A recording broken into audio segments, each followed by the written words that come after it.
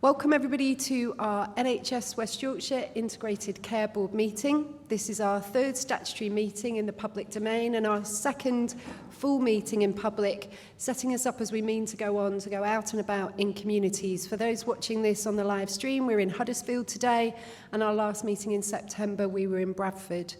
Thank you to everybody for joining us today in their busy schedules. This is about coming together for NHS West Yorkshire, linked within our health and care partnership to support our colleagues across places and specialist services to work together on the four purposes of an ICS, which I know you're all passionate particularly about, tackling inequalities and variations in care. We have a large number of people here today, so please introduce yourself when you first speak. And you've got name tags in front of you as well, particularly for anyone observing online or in person here today. And thank you to our guests for joining us today and taking an interest in the work of the Integrated Care Board. So we have a number of things to get through today. We will make sure that we take regular breaks, and we will then stop the live stream at that point. We will be having a focus on primary care today as our second focus on topic. And I really want to thank people who came to join us today as our guests to share their experiences of primary care, positive and areas of improvement as well, which our board colleagues who came along to that session found incredibly helpful. And thank you to Hannah Davis from the Health Watch for hosting that for us today. Again, this is how we're setting up as we mean to go on in making sure that we have these listening sessions at the beginning of the board meeting. And some of us as board members also went out to visit Calderdown Huddersfield Foundation Trust today to see their work, particularly on their accident and emergency department. So grateful to them there, particularly Brendan as Chief Exec and Helen as Chair for hosting us this morning. So we have a number of apologies today which we're noting. Welcome James Goodyear, who's deputising for Julian Hartley today, Michelle Turner, who is deputising for Bev Geary, James Jury, who's deputising for Mel Pickup, and Mel Brown, who's deputising for Joe Webster, and a warm welcome to you today. Can I just take any declarations of interest in relation to today's agenda? Fatima, would you introduce yourself as well? Yes, hello, my name is Fatima Khan Shah. I'm here in my capacity as the convener of the Race Equality Network. I've got an indirect financial interest as my partner is a proprietor of a pharmacy, and we're discussing an agenda item pertaining to that. Great, thank you very much. And as colleagues will... Oh, and Rob? Yeah, hello everybody, my name's Rob, I'm the Chief Executive. I recently became a member of an international panel making recommendations on primary care to the Canadian government in Alberta. I don't think there's material interest on the primary care item, but the primary care item will definitely inform that work. Thank you very much. And as colleagues know, we've been working on a matrix of interest to go out into the public domain, and Laura always welcomes updates to make sure that's up to date, and that's about supporting how we work openly and transparently as a board as well. So I don't see any other declarations of interest. We'll just get through the business now at the minutes of the last meeting and the action log, and then what you'll see is that we're moving then straight into our focus on topic in trialling out this format for this meeting today. So, colleagues, are the minutes of the last meeting an accurate record of when we came together on the 20th of September? Becky. Okay, thanks. Sorry, Chair, just a couple of items. One was that we had quite a significant conversation about children and young people outside the strategy. We had a lot of children and young people and their families there in the morning, and we were particularly talking about their immediate needs. And I don't think the minutes fully reflect both the passion and the concern that we had about that. So that's the first one. And secondly, in the performance report, I asked if we could have numbers, not percentages. When we talk about percentages, it could be 10 people or it could be 10,000 people. And I asked if we could have that. Thanks, Becky. So I think for those 2 points, we can, colleagues particularly presenting things like our integrated performance report later today, if you would reflect on that in your presentations. And Becky, as a non-exec member, I appreciate the challenge back. It's work in progress, and one of the things we're aiming to do through my chair's report for the next meeting is we'll make sure there's a reflection of themes and learning from visits and board listening sessions and the action. And I know we also need to work on the feedback loop as well, and how that links with the citizens panel that we're aiming to set up for West Yorkshire as well. So thank you for that feedback. Is there anything else on the minutes of the last meeting? No? Okay, so we'll take that as a sign-off there. Thank you very much. Laura, is there anything you want to raise on the action log? Yes, thank you. If we could just go through those that are open on the action log. So the first action is open. It was allocated for Bev Geary. I know Michelle Turner is able to give us updates on some of these actions. I'll just check whether she's able to give an update on that first one. Hi, yes, I'm Michelle Turner, Director of Quality Nursing for Bradford Place, and as you said earlier, representing Bev Geary. So the first one, the Integrated Care System Operational Plan. We have looked at the plan from a system and demand perspective at the system quality group. We've had a conversation around what actions should we be taking in places and across the system were we to be in times of extreme pressure with demand and capacity.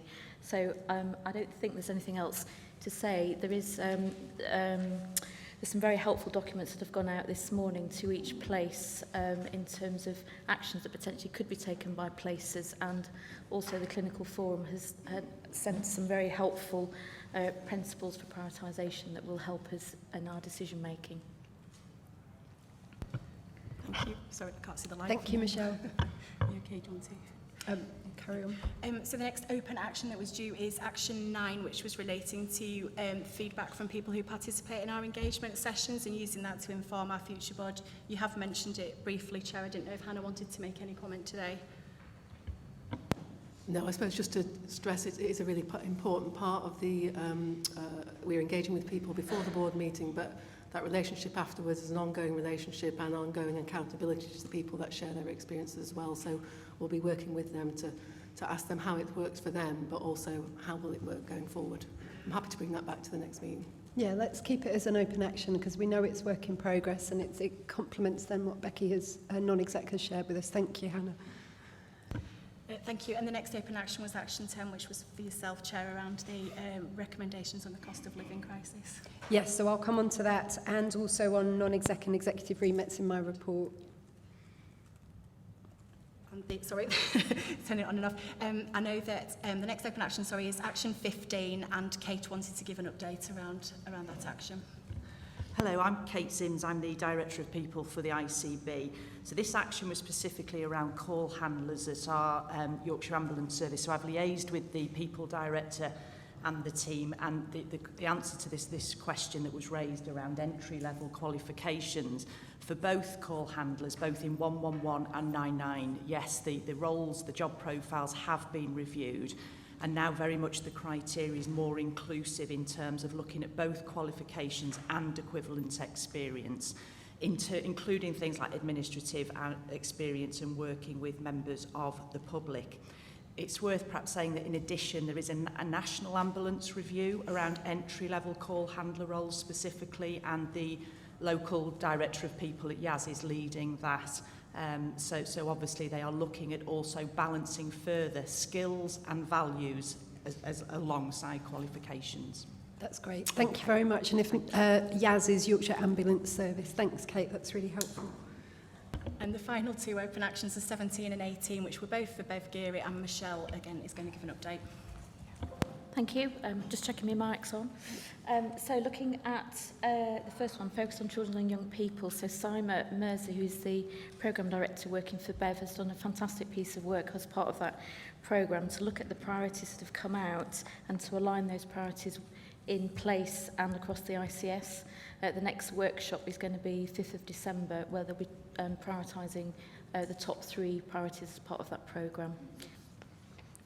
And if you want me to move on to the next one.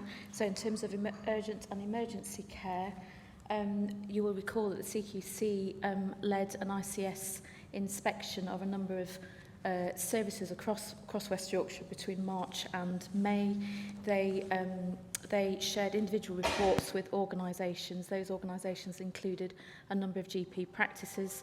There isn't a report for the ICS per se, but there are some good areas of practice generally around the domains of the CQC. There are some themes that the ICS would like to look at, and that's been channelled through the Urgent Emergency Care Programme. We had the themed analysis at the System Quality Group that Bev chaired. And just to give you a flavour favour of some of the themes. I won't go through all of them, but for the notes, there's something about that our collaborative leadership at place and across the ICS, primary care access, triage and discharge, to name but a few of the things that Bev's looking at. Thank you. Great. Thank you. Okay, so that's the action log completed, and thank you for that update as well. We know that the Care Quality Commission is currently working through how they'll inspect systems in future, so I'm pleased we've got a point of learning from those reports. There are other matters arising from the last meeting in terms of our financial strategy that we signed off on. I know each place committee is looking at that and using it as a guide, as well as we're exploring case studies around Section 75 where the NHS and local authorities are coming together to share resources. So I know, Jonathan, we've got lots of good practice and examples out there, and we'll be disseminating that and sharing across places as well. Thank you. Okay, we'll move on to the next item. So in terms of public questions today, as you know, we always welcome public questions, including through what was our partnership board, now our integrated care partnership that Councillor Swift chairs. That's been established for many years now. We take public questions there, and we also now do through this forum. We encourage members of the public to submit their questions by 9 o'clock the day before the board meeting, and we have one question to read out today. We know we've had other questions that have come through that don't relate to the agenda today, but we do commit to provide a written response, and also we will put that out in the public domain afterwards as well. So I really hope people will encourage their contacts and their networks to come forward as well, whether that's through Health Watch, through Foundation Trust Governors and members of the public as well. So thank you. The first question we've got is from Joe Med, who's got a question around particularly health visiting. I don't know, Laura, whether you could just give us an overview of it, please. Yes, of course. Joe had asked us if we could read the question out. So the question is, it is great to see your response to the Fuller report, ambition to support integrated neighbourhood teams across West Yorkshire, and the commitment shown to children and young people in the minutes of the previous board meeting. Whilst working as a senior manager for a national charity, I noticed significant inequalities in provision and access to services for children and families across place and neighbourhoods, particularly around community health, and I suspect that since COVID the situation has worsened. I would like to know how many health visitors and school nurses there are, and ratio to child population in each of our 5 places, and how the ICB intends to support the West Yorkshire Partnership and local services and places to address any inequalities in access and provision. Great, thank you. I think it's a really helpful question. Health visitors, school nurses are integral to our commissioning work and our work as a partnership across places. I just wondered, Ian, would you just give a response as well and introduce yourself? Yeah, thanks, Kathy. Hi, everyone. My name is Ian Holmes. I'm Director of Strategy and Partnerships for the ICB.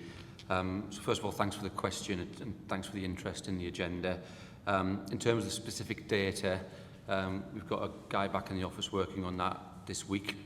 We'll send those through at the back end of this week. We'll also attach that data to the minutes of these papers so that it's in the public domain as well.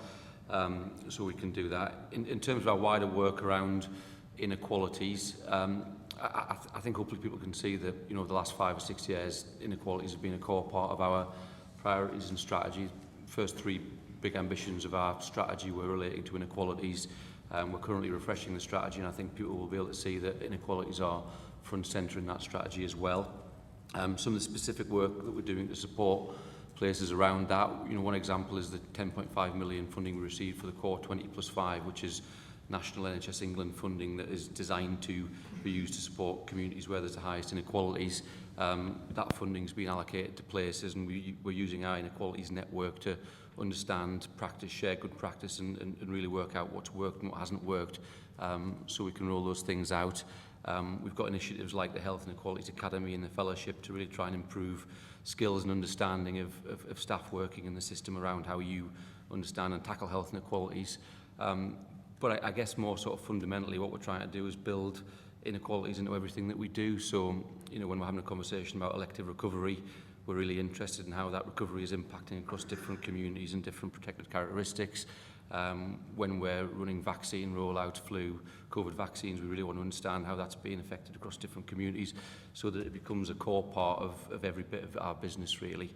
I guess the final thing I'd say is that I think 99% of the real work that we need to do to tackle inequalities needs to be led at really local level in integrated teams through places with local authorities, with the VCSE. And hopefully the conversation that we'll get into around the integrated neighbourhood teams will be able to get into some of the barriers and enablers for that work. So hopefully that provides a bit of an answer, but we'll send you a written response too. Great, thank you, Ian. Rob?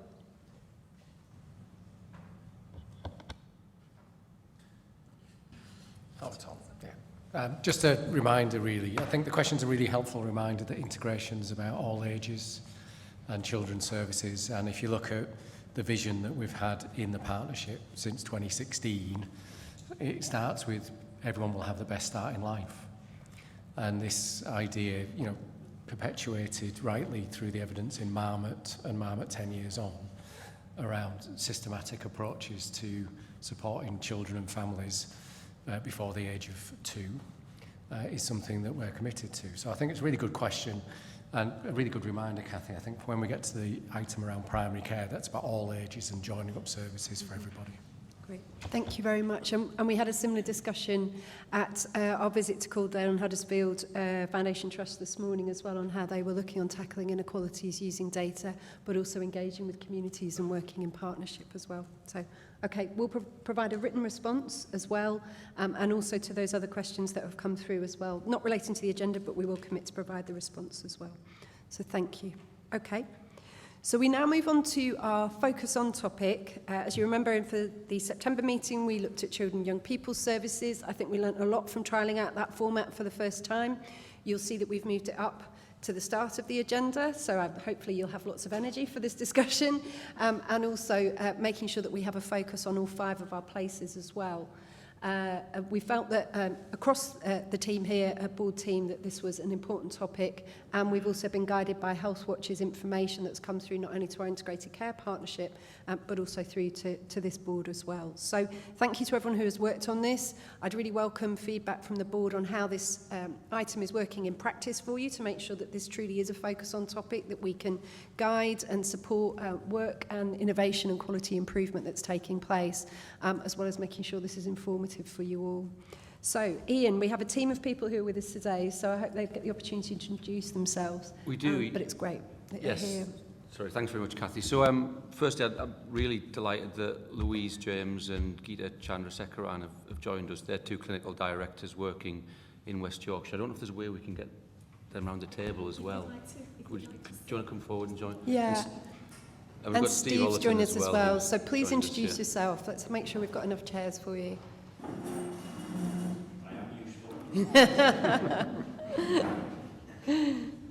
For the minutes, that, I think, Steve.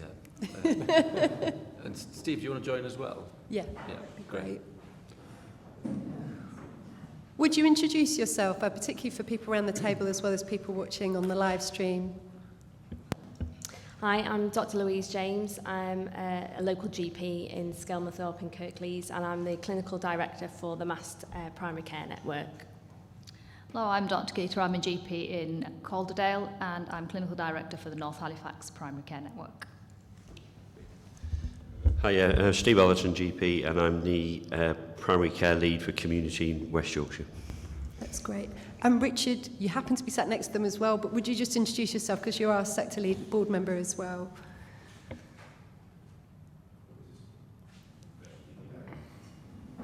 Yep, there we go.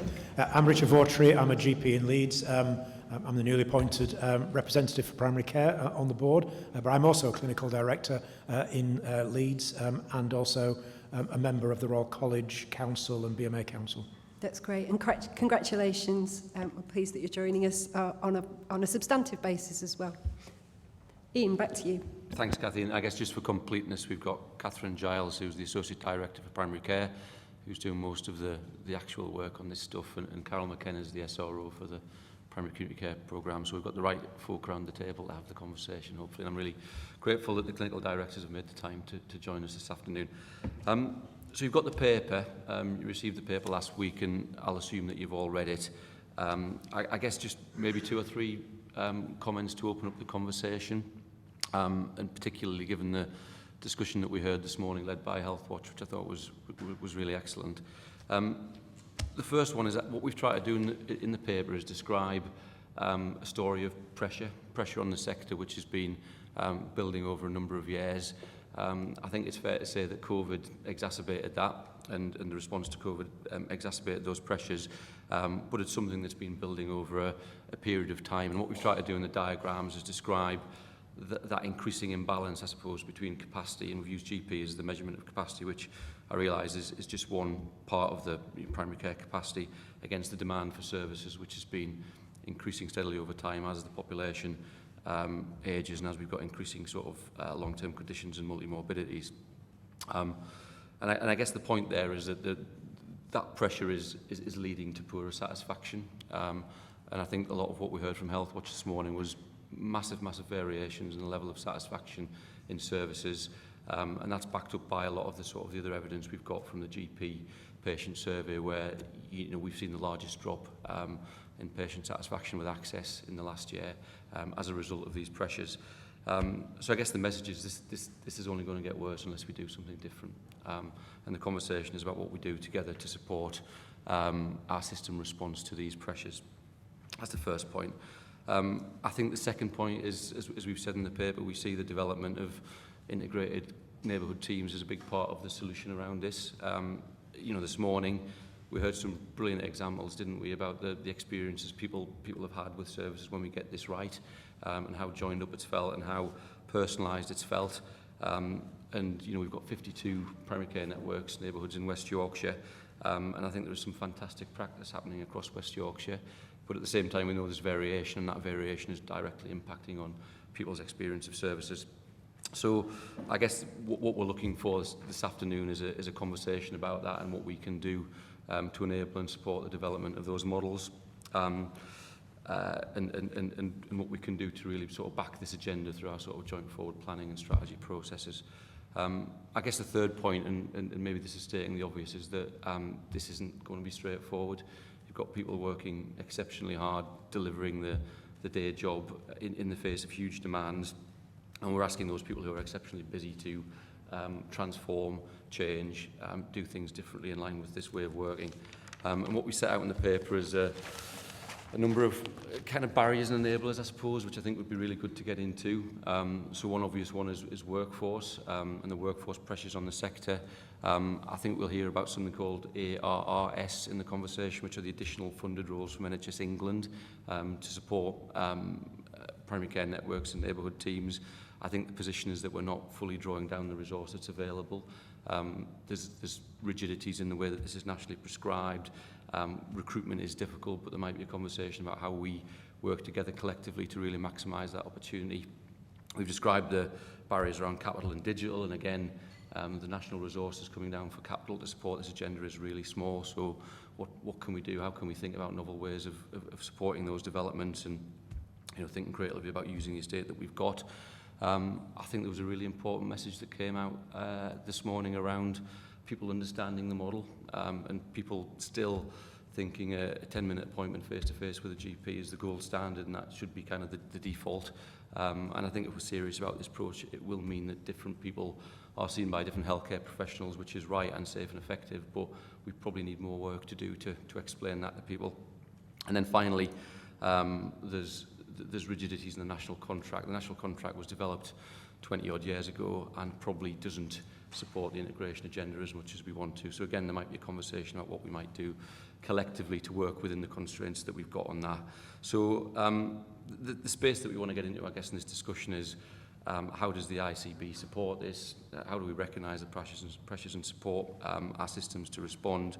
And we've also proposed that we'll establish a fuller board to operate at West Yorkshire level, which will be used to share good practice, identify some of these common barriers, influence upwards on national policy, but recognising that 99% of the effort and focus around this needs to happen at place level.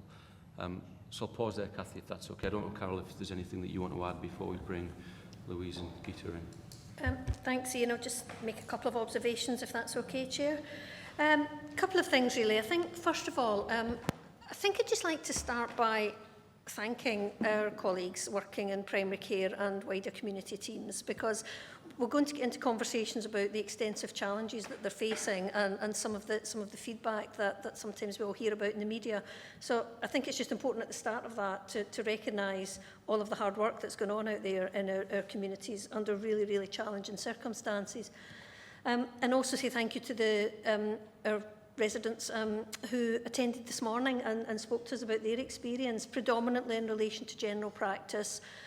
Some of it really good, some of it not so good, but I think, you know, the messages that we heard were about some variation, about the importance of good communication, and some of the real importance of the sort of personal elements, you know, about being remembered by your practice and the particular needs that you have and how they are responded to.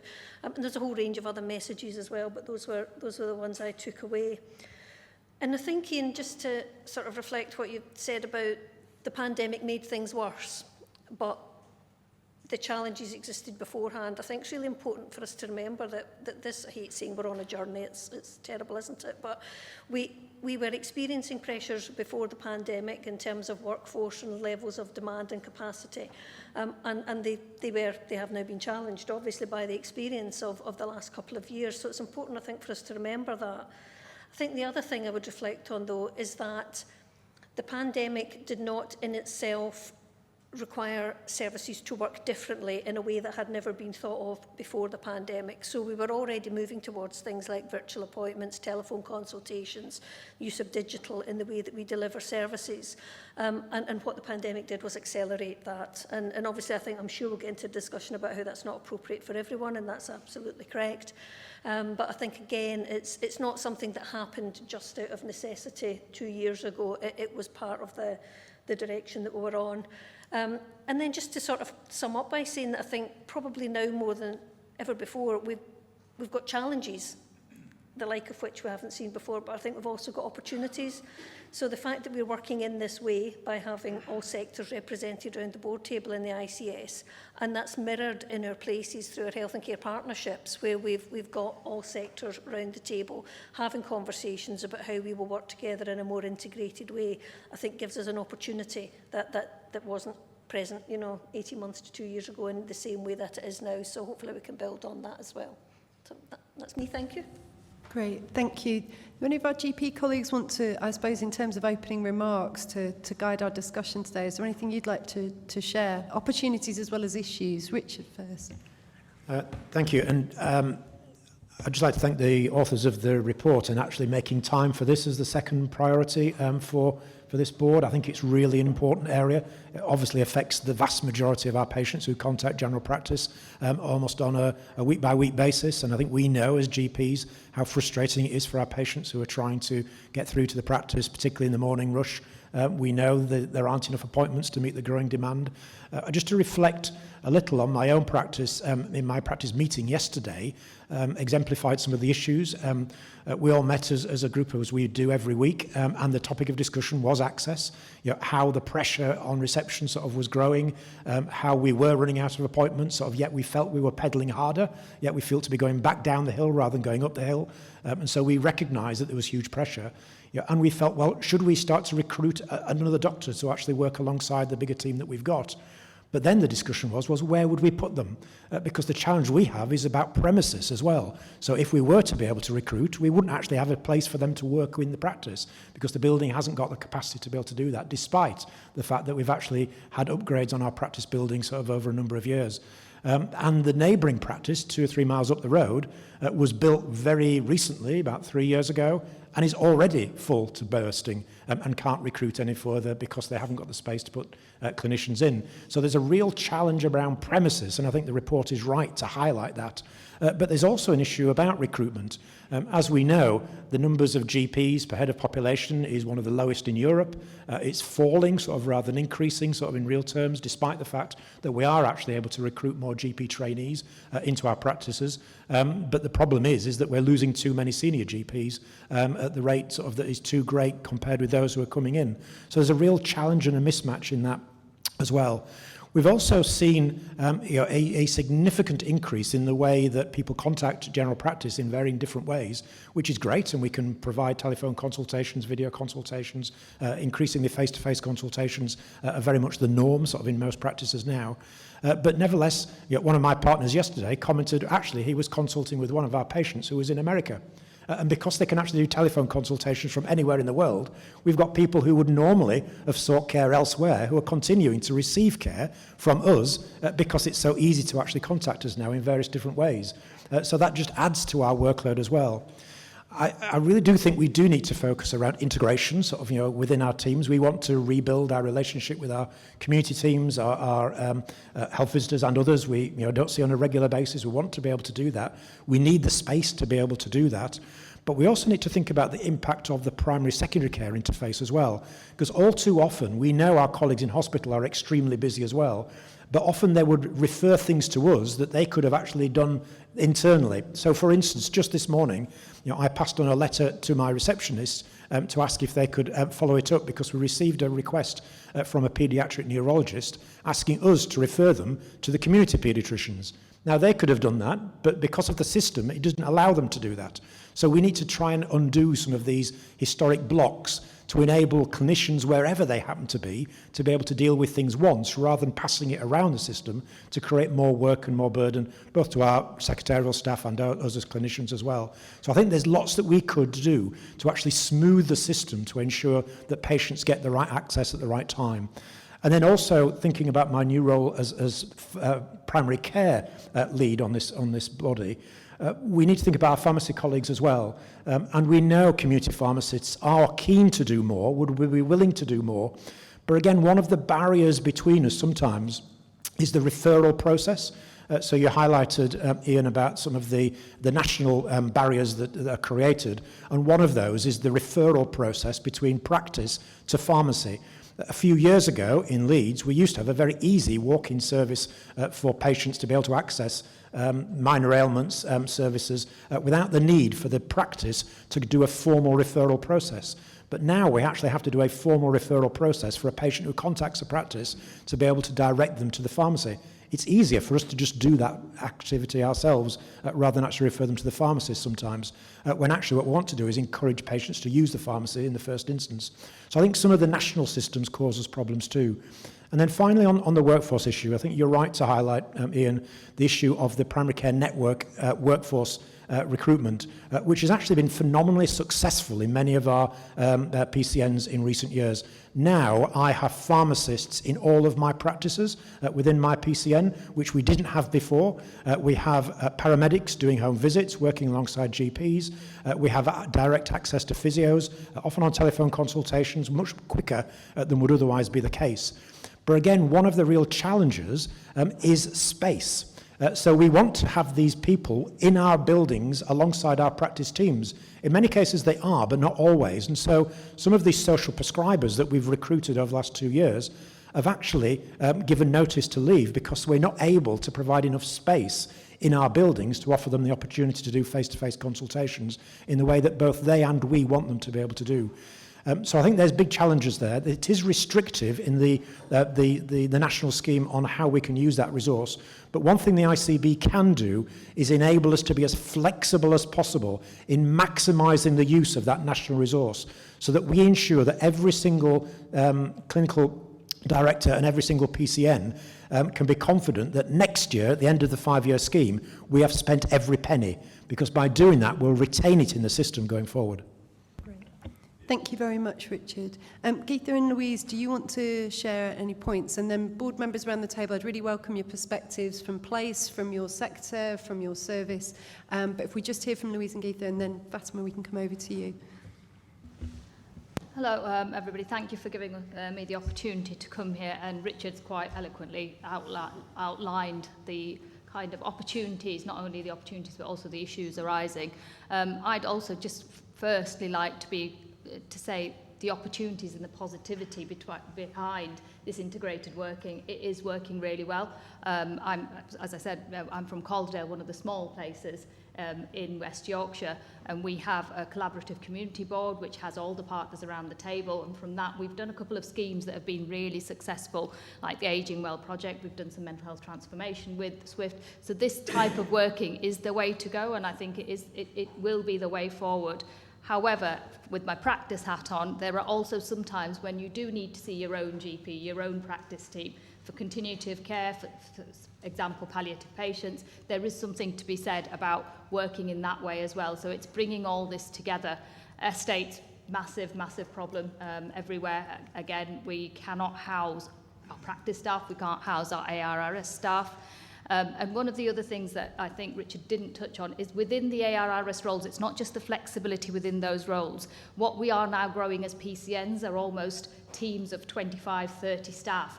We do not have within that any management, any admin. There is nothing in there that can help us take these roles forward. It's fine. I work my day job as a GP and I'm clinical director, and I try to do that as well in and amongst, but there is nothing within that to say that we can have a manager, we can have some management, we can have some admin within that, because these teams are big, and that is also a reason for retention, I think, because we are not nurturing these roles in the same way. We're getting to them come in, we're asking them to do the clinical work and support us, which they're doing extremely well, but I think they need some nurturing, we need HR support, we need finance support, and all this can be done within this integrated system with economies of scale. So I think that for me is one of the big things that is missing nationally, but whether in West Yorkshire we can work differently to enable some of the non-clinical elements that will make the cogs of all this run really well would be one of the things that I would like to bring to the table. Thank you. Louise? Hi, yes, and again, thanks for inviting me. I wanted to start with a bit of a success of integration really within our PCN, and where working with our partners has really helped, and we've actually created a community garden and a community garden space, and we've worked with NHS Properties, who gave us the opportunity and said yes, you can use the area, and a green prescribing grant. We've had input from Locala with their social enterprise funding, and hopefully we'll continue to have input from them so we can get their therapies into the garden and the services to continue, so the stroke rehabilitation, and then that all links in with our third sector. We've had great input from them. In our local area, it's a service called Time Together, and they're really keen and are linking in and working well. And then if more people are coming, using the garden through Locala, through the rehabilitation, the third sector then takes it on. It all has, a movement through the system for patients. So we're helping from a social point of view and a healthcare point of view. We've got young involved. We've had guides come in. We've got schools hopefully going to be working with us too. So talking about, the good start in life and continuing that through. So that's a really good example of how integration can work, and being a little bit innovative and using some of the input through the PCN to create that. But as we've said, some of the things that we come up against and some of the difficulties that we've found are, I would say, things, as Geeta has already said, about the prescriptiveness of the PCN DES and the roles that we can use. And we've got a great team. We've really established a really good pharmacy team. We've got pharmacists, we've got pharmacy technicians. They play a great part. It is quite prescriptive of what they can do, but we've built on that team. But along with them being integrated into our team, they need the supervision, they need the nurturing, they've got to have educational time, they're on a pathway. This all takes time out of GP's time for supervision. And it is reasonably onerous. Obviously, we can see the long-term benefit that we'll have, but we're in this pressured system at the moment where we need to provide appointments for patients. We've got these extra services, extra people in, the pharmacists, for example. We have to take time out to supervise, and that's a good thing, but when we're then being asked for increasing our access and the pressure on our access, we've got to bear this in mind, that's all affected. We've worked really well with our social prescribers. We've got a great team of social prescribers, and I think that comes through the local authority, and they've kind of grasped the PCN DES by the horns, if you like, and they've said, look, we've got people who are doing this. Let's put our people in with you. They've got the knowledge, and obviously we've then, employed them through them, and their knowledge and their working together is phenomenal, and it's worked really well, and we've had real success, and it's because we've got the common goal. And I think sometimes where the integration's not quite working is, we maybe know that we need to tick the box that we're communicating and talking with these people, but that integration, that actually, we need to get these services into you, we're doing the same thing, let's make that work a little bit better. That's where we need to be heading, to fully integrate everyone. And then the other thing that I really wanted to raise that they've already raised is about the team and housing them in the estates, and retention of these roles as well.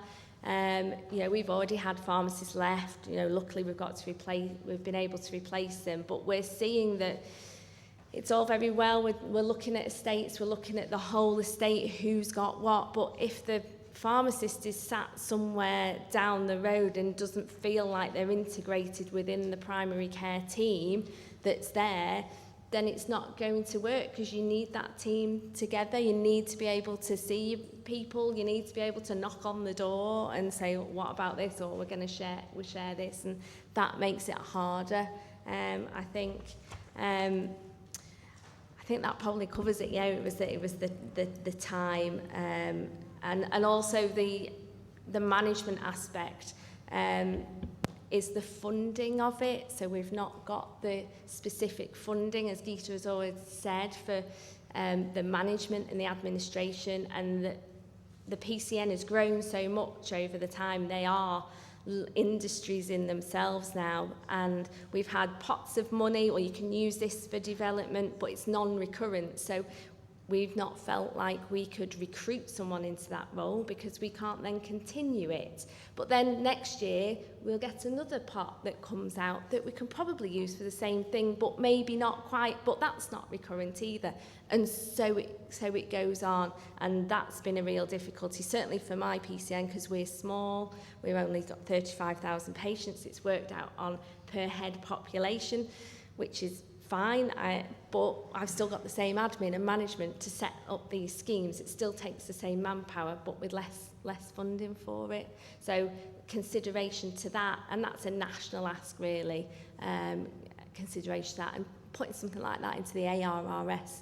And obviously the digital and transformation role is coming into there, but we've got to rejig now.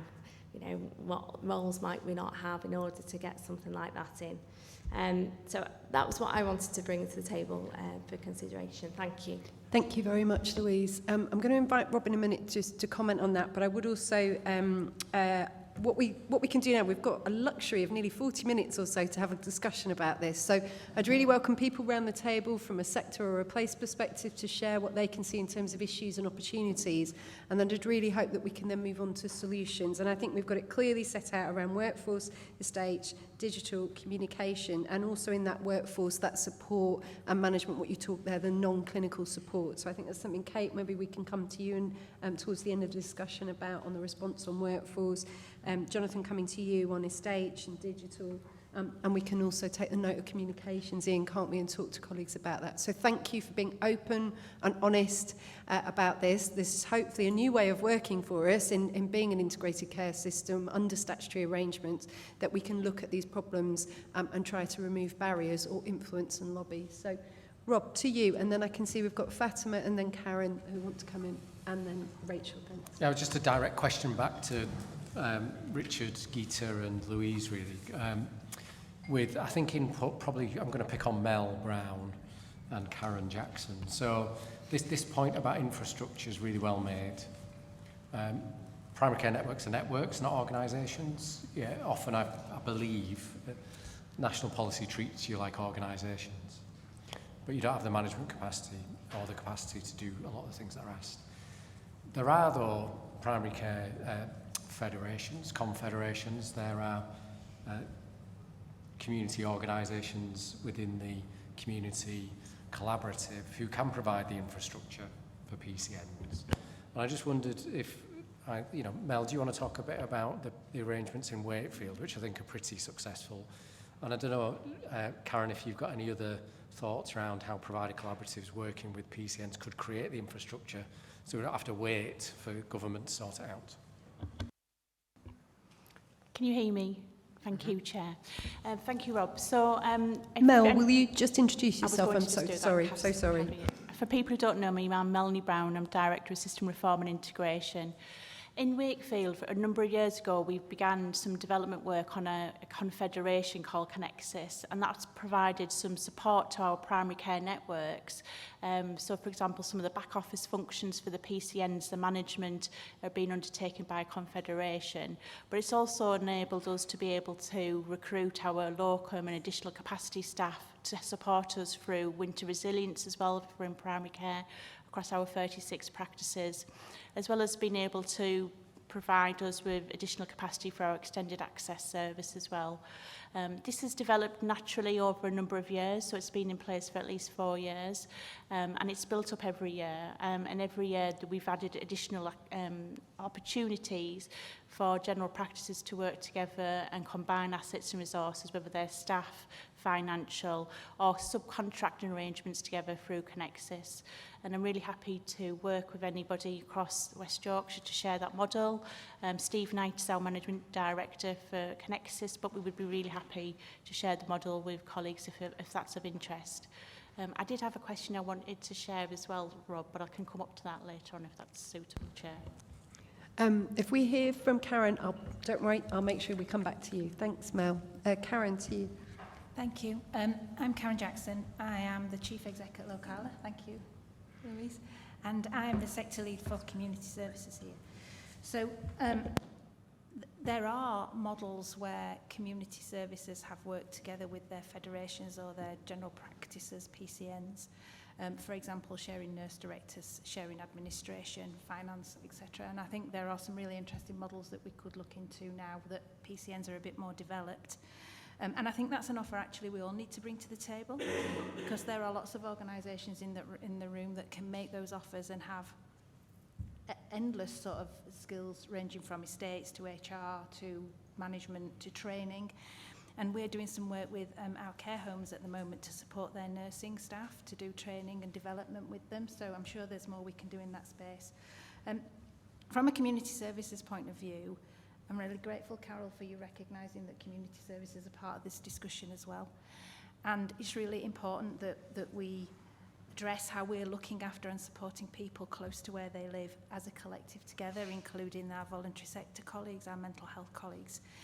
And really importantly, with support from our acute sector as well, the outreach that we will need to care for complexity in our places is really, really important. So I think this brings these proposals bring a huge opportunity for us to think really differently about how we work together and how we deploy our people, because as we add our community colleagues with the PCNs currently there's a real risk that the estate really does need to be elastic, isn't there?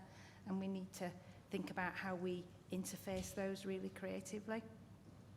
So I suppose I'm putting an offer on the table to saying, as community service providers, we have a lot of that background infrastructure that we want to offer, and we'd really like to open a conversation with our PCN colleagues to support in other ways than we are doing currently, whether that's through a federation or not. Great. Thank you, Karen. And I know Locala is working with a number of NHS community service providers on developing a community provider collaborative that will complement and sit alongside one for acute services and mental health, learning disability and autism services as well. So I think there's a number of proposals that have come through, including Ian talking about the fuller delivery board, but I think that must complement and work with the new community provider collaborative. So I have a list of people who want to come in now. So I've got Fatima, Karen coming back to you, Rachel, then Becky, then Melby, then Tom, and then James, and then Kim. And let's hope we can get to you all. We will do our best. And then James, our other GP in the room as well. Okay, Fatima. Thank you. I'll be really brief, Chair. So just a couple of comments. The first was being privileged enough to lead one of the work streams of the Fuller Stocktake. One of the overwhelming messages from the people and community work stream was that there is no them and us, but an us and us, and a real aspiration to work in partnership with our primary integrated teams to support people to take ownership of their own health and well-being and supported self-management. And I think there's an opportunity here reflecting on the conversations we had this morning, but also with the people board to really make that a reality. There was also feedback from colleagues of diverse professions and communities about the importance of diverse provision when it comes to integrated care. So a number of the reasons why people sometimes don't access services is because those services are not culturally competent or reflective of those communities. And what we've learned in COVID is what is possible if you have the right conduit to amplify the right message and the take-up as a consequence of that. And I wondered whether that's something that we could explore with the Fuller Delivery Board. I suppose the final bit as well is I completely support Ian's sentiment about this being delivered as closely to individuals as possible, but an overwhelming message from the Race Equality Network is the importance of those groups understanding their communities, their populations, and more importantly, the deprivation and inequality they experience so that we can tailor our services to those most in need, which may require us to use our resources differently and make some difficult decisions. Great. Thank you very much, Fatima. And I think that was a whole theme from our board listening session today about reasonable adjustments, culturally competent services. We'd ask that for across health and care, wouldn't we? But I know that was a particular theme today. Thank you. Karen, to you. Yeah, I suppose I'd just add to that conversation in terms of what I've just said as well. There is something about how we support the whole of the workforce outside an institution, delivering to people in communities. All of them are under significant pressure. And I think we've got to think how we use them creatively, but also we might have to make some difficult decisions about our investments in the future if we really are committed to caring for people and supporting them where they live. And that might just need us to keep prompting. That's what we're about. That's what we're focused on. Thank you. Thank you. We are making notes as we go along. Obviously, we'll have the minutes of the meeting, but I know colleagues here are making notes because I really want us to move to solutions or actions or agree principles in going forward. So now we've got Rachel to you and then Becky after that. Hi, thank you, Chair. My name is Rachel Spencer-Henschel. I'm the Director of Public Health for Kirklees and I represent the 5 West Yorkshire Directors of Public Health on the ICB. I just wanted to obviously support what our colleagues have said, and I do think at a population level there's a real opportunity for health and wellbeing boards in place for this. One of the things that I think is always an interesting challenge when you're thinking about demand is how you align things like local authority, local plans with this sort of approach, because clearly we can look at population levels at the moment, what the joint strategic assessments in each place say about where the population growth is likely to be, but there's also then what local authorities have got in terms of housing provision and how we ensure that we are fit for the future in terms of that. I also think I'm really interested in listening to your comments about pharmacies, and I think that it's a long-standing duty of a health and wellbeing board to publish a pharmaceutical needs assessment, which, if I'm very honest, is quite prescriptive in terms of looking at actual numbers of pharmacies versus anything that would actually complement and be I suppose, focused on what's required at a local level. And I do think there's an opportunity to try and go beyond the scope of that P&A and think about actually how do we look at what the needs and gaps and assets are in a community and think a bit more creatively about how we can use that. And just finally, I think also there's the kind of universal offer, which is absolutely clear. And I think Fatima's points are very good in terms of not each contact is the same, so how are we brave in that space? But I also think there's a real opportunity around existing enhanced services, or I forget sometimes the terminology in terms of it's changed a lot, but how do we genuinely look at that through an inequalities perspective and do something that will actually make a difference within our population? Thank you very much. Then go to Becky and then to Mel. Thank you, Chair. Becky Malvey, non-exec. A couple of things. I think it probably fits a bit more in the action end of things, Cathy. So it's really good to hear all these perspectives. It's a very complex and difficult area. But I think there are some things that we can do as an ICB.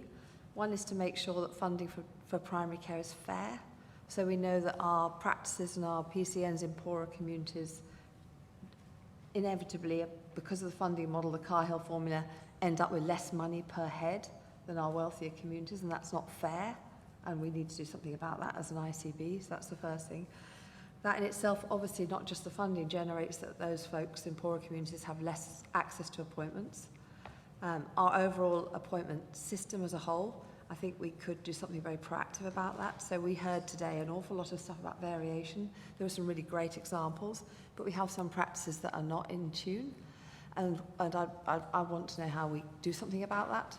So where we have our, it's in our increasingly complex demand, some practices have found very innovative ways through, but some people, as we know, despite offering 20% more appointments, what we hear this morning and what we hear regularly is people say, I still can't get in, despite the fact. So given that we have that much increase in demand, I guess I don't think I'm clear that we understand what that demand is. And if you don't understand the demand, you can't design a service. So when you talk to GPs, when I talk to GPs, Richard, Louise, you'll do the same. You say, what's your demand? What's increased it? Is it long COVID? Yes. Is it complex needs? Yes. Is it young people's mental health? Yes. Well, how much of all of that? Don't know. And if you don't know, it's quite hard to then decide how do you signpost, how do you best design, what's the best design of our primary care system. And when I look at the paper, there are some assumptions in there about the demand driven by older people. I would really challenge that. I know you have got an increase in older people, but I bet that isn't the whole demand. And we saw that about our young people. If we build it on those assumptions, we know that young people don't access primary care very much. In fact, we're not sure where they're going. And so we might exclude those from our modelling. So the first thing is, can we have a proper look at demand and then a proper look at need and say, can we build our foundations for primary care out of that? Can we make sure our funding's fair? And can we make sure that when we're thinking about the criteria for funding, we look at a criteria, I think you've got S, I can't remember what it's called now, but there's a set of criteria, none of that in that criteria says anything about being evidence-based. And so in the fuller stock take, in the work we did on that, it was very clear that practices need data to understand what's going on. And I fully support our colleagues that most corporates in this country run at management costs of 9%. Most hospitals run at management costs around 4%. Primary care runs at under 1%. And if we're going to ask our GPs to take that on as well, they are not going to be able to manage this appointment system. So it's really good to hear the solutions that are being provided around the table. I think we need to be really quick on that, because it's just not a good use of Louise's time as a GP to be doing that stuff. So for the action points, if we could take those few in as an ICB, I think that would be really helpful. Great. Thank you very much, Becky. We're going to go to Mel now and then to Tom. Thank you, Chair. I just wanted to build on some of the points that Richard and Louise mentioned earlier on in the discussion. I accept that we've got some challenges with capital funding from NHS England, but some of the solutions, we can be creative locally about how we respond to that. So currently in Wakefield, we have 7 capital developments in some aspect of development, whether it's at design stage. We've just had a development signed off last week, which created 7 consulting rooms, and that was a partnership between NHS England and Assura, who's a private landlord. But recently, we've worked with our local authority, led by Jonathan in his previous role, to be able to look at the prudential borrowing opportunities in local authorities. And that's led to commitment to start work next year on our integrated Castleford Health Centre hub, which is going to involve a £12.5 million worth of capital investment to our residents in Castleford. And that will bring together free general practices, our community services, some mental health services and some council services together in one room. We've got some smaller developments that are about increasing a couple of consultant rooms for our practices. But I do want to share that a lot of the development sometimes comes with the opportunity to work with private landlords, and that means obviously revenue implications for us locally in the ICB as well, in terms of supporting increased costs of rent. So there is challenges on this, but we do need to think creatively, and hopefully everybody will have worked with the community services providers when they were developing primary care network estate strategies to be really pulling together the opportunities across community and primary care to develop joint opportunities for estates, and that's what we did in Wakefield. But the other point I just wanted to make, Chair, is we do need infrastructure, we do need estates, but a lot of fabulous work, like Louise has just shared, is already happening on the ground now, led by our primary care networks. We've got examples in Wakefield where our primary care networks have been working with Carers Wakefield, and that's generated 902 extra carers being supported last year because of the joint integrated working between GPs and our 36 practices and Carers Wakefield. We've got other examples where some of our PCNs are working together around CVD, doing some work in communities, in mosques and other areas, and going out to our population to be able to really reduce health inequalities. Recently, one of our PCNs did a very dedicated programme of work at our travellers' site and mosques, and this is really about getting out into the community. So I don't want to lose sight of some of the positive work that's happening that can be done without investment in estates as well, because that can be done at the heart of our communities. And I think a lot of our primary care networks want to do more of that, but some of the capacity challenges that colleagues have highlighted will be a challenge as we go into winter for them to continue to do that in the winter period.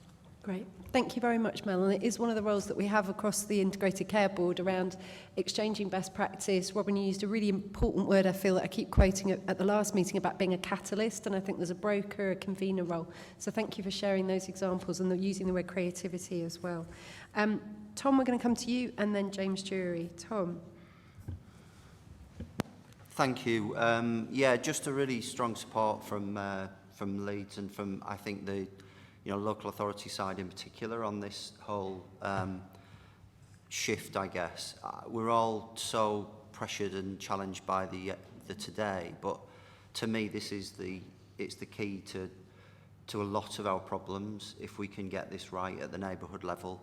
And if we're honest, I think there's some really good examples, as Mel said, of good practice, but it's nothing like as systematic and widespread and at scale as it needs to be. So I think we should be quite honest about that. I do think that there are big opportunities as well, though, with the sort of crises that we're in at the moment, both in terms of demand and also certainly on our side in financial terms. And I know colleagues on the health side are hit by that too. We're trying to develop in Leeds a new wellbeing service, change home care from time and task into a wellbeing service, and I'm encouraging the team, and Tim and I have been working closely on this and with Thea to really not just restrict this to a purist approach for the services that are provided, but to think about the wider impact that we can have and draw in from the community hubs that we have from the council, for example, debt advice service, job shops, asset-based approaches where you can put people in touch with the Voluncom sector in particular, in our case, neighbourhood networks, but others too. These are the things that are the micro early interventions that can make a massive difference to people who are maybe just developing that time of their life when they're becoming a bit more frail, or they're going through a crisis in their life, and that they unfortunately they probably end up in A&E 6 months later, where if they were just to get through one of our doors and to get the right service, we could really avoid that. So I think in practical terms, I do think the tech and the digital agenda is a big opportunity here to look at what GPs are having to do in their working days, what if you like the registered workforce are having to do in their everyday, and to try and free them up to be able to do more of that quality work and to work with the non-registered workforce, which is what we're trying to do through the wellbeing service, to be able to do some of those delegated tasks that could make a big difference on the ground and help people at the same time as well. So I think we've got to really see the tech side of things as being central to this as well. And then I would just finish by talking about capital. So Robin and the others will be in this same position. We've had a decade where we've had to really crunch together a lot of our neighbourhood-based services. So we have, in most wards, we'll have fewer buildings than we used to have 10 years ago, as Tim knows as well. We are now at the point where we've halved our office estate in Leeds, and we are now looking at the rest of our estate, which includes housing, community hubs, children's centres, etc. And it would be, you know, completely remiss of us if we were to do that in isolation. We've got to do that, picking up Richard's points about the estate, together with the sector. And the opportunity there, I think, is huge for us in terms of trying to map ahead 5 years and look at, you know, what are the buildings we've got, what are the buildings we need, and particularly bringing in net zero, you know, how can we really change things so that we are reducing costs, reducing carbon, and having places that are much more welcoming for people locally, that they can access but on foot, that can mean that they don't have to end up in an institution in the NHS or care, you know, in a year's time, but they can stay living independently in their homes. I really, really believe that there's a lot of detailed work here that, you know, we could do that could make a big difference. And I just encourage the ICS to do what you've started to do. You've devolved on this agenda. That was not an easy thing to do, and the place-based approach is right.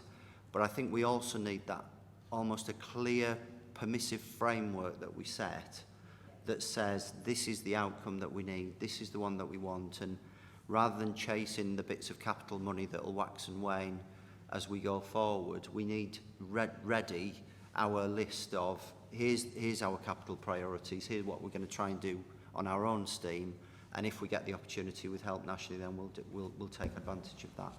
Great. Tom, I think that's really helpful. And then sitting alongside sharing of best practice and giving moments and practice of inspiration as well. Thank you. Tom, would you just introduce yourself so people know your role? I do apologise, and I apologise I was late as well, and we'll have to leave early. So Tom Redden, I'm the Chief Executive of Leeds City Council, and I'm here to represent the local authorities at Chief Exec level. Great, thank you. And congratulations, Tom, on hosting the King's visit last week as well. We're very impressed. Thank you. We're going to go to James Drury and then over to Kim. James. Hello everybody, I'm James Drury. I'm the Director of Partnership Development for Bradford District and Craven. So I guess the key thing that I wanted to draw out was it's an inequalities issue at heart here. Inverse care law applies massively. So the number of GPs per head of population tells us one story, but if we were to break that down by PCN and set that alongside index of multiple deprivation, it tells a story. And that story is that those people that need access the most have access the least often.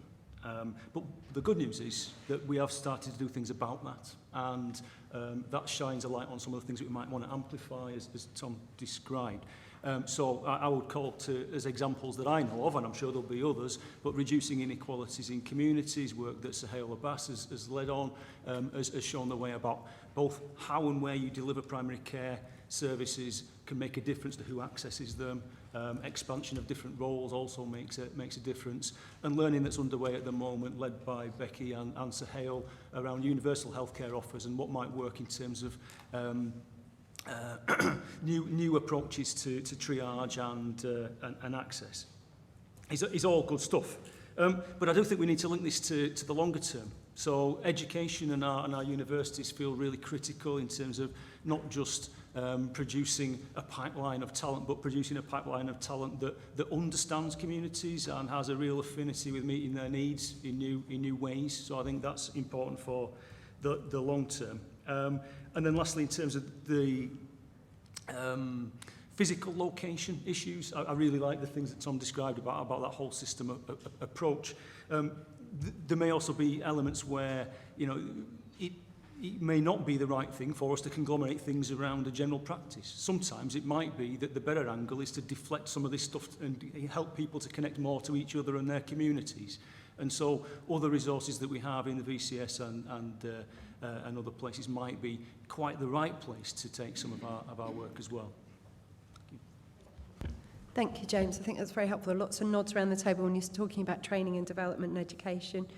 Kim will come to you, then James, then AC, then Hannah, and then I'll take some final quick comments. And Jonathan, I was going to come to you on money as well in the States. So, and Tim. Okay, and then we'll take a break. So thank you. We're going to go to Kim, then James, then AC. Hi, I'm Kim Shuttler. I am the sector lead for the VCSE and I'm the senior responsible officer for harnessing the power of communities. It's always great going near the end when other people have said things that you would have loved to say, so thanks to colleagues who said that.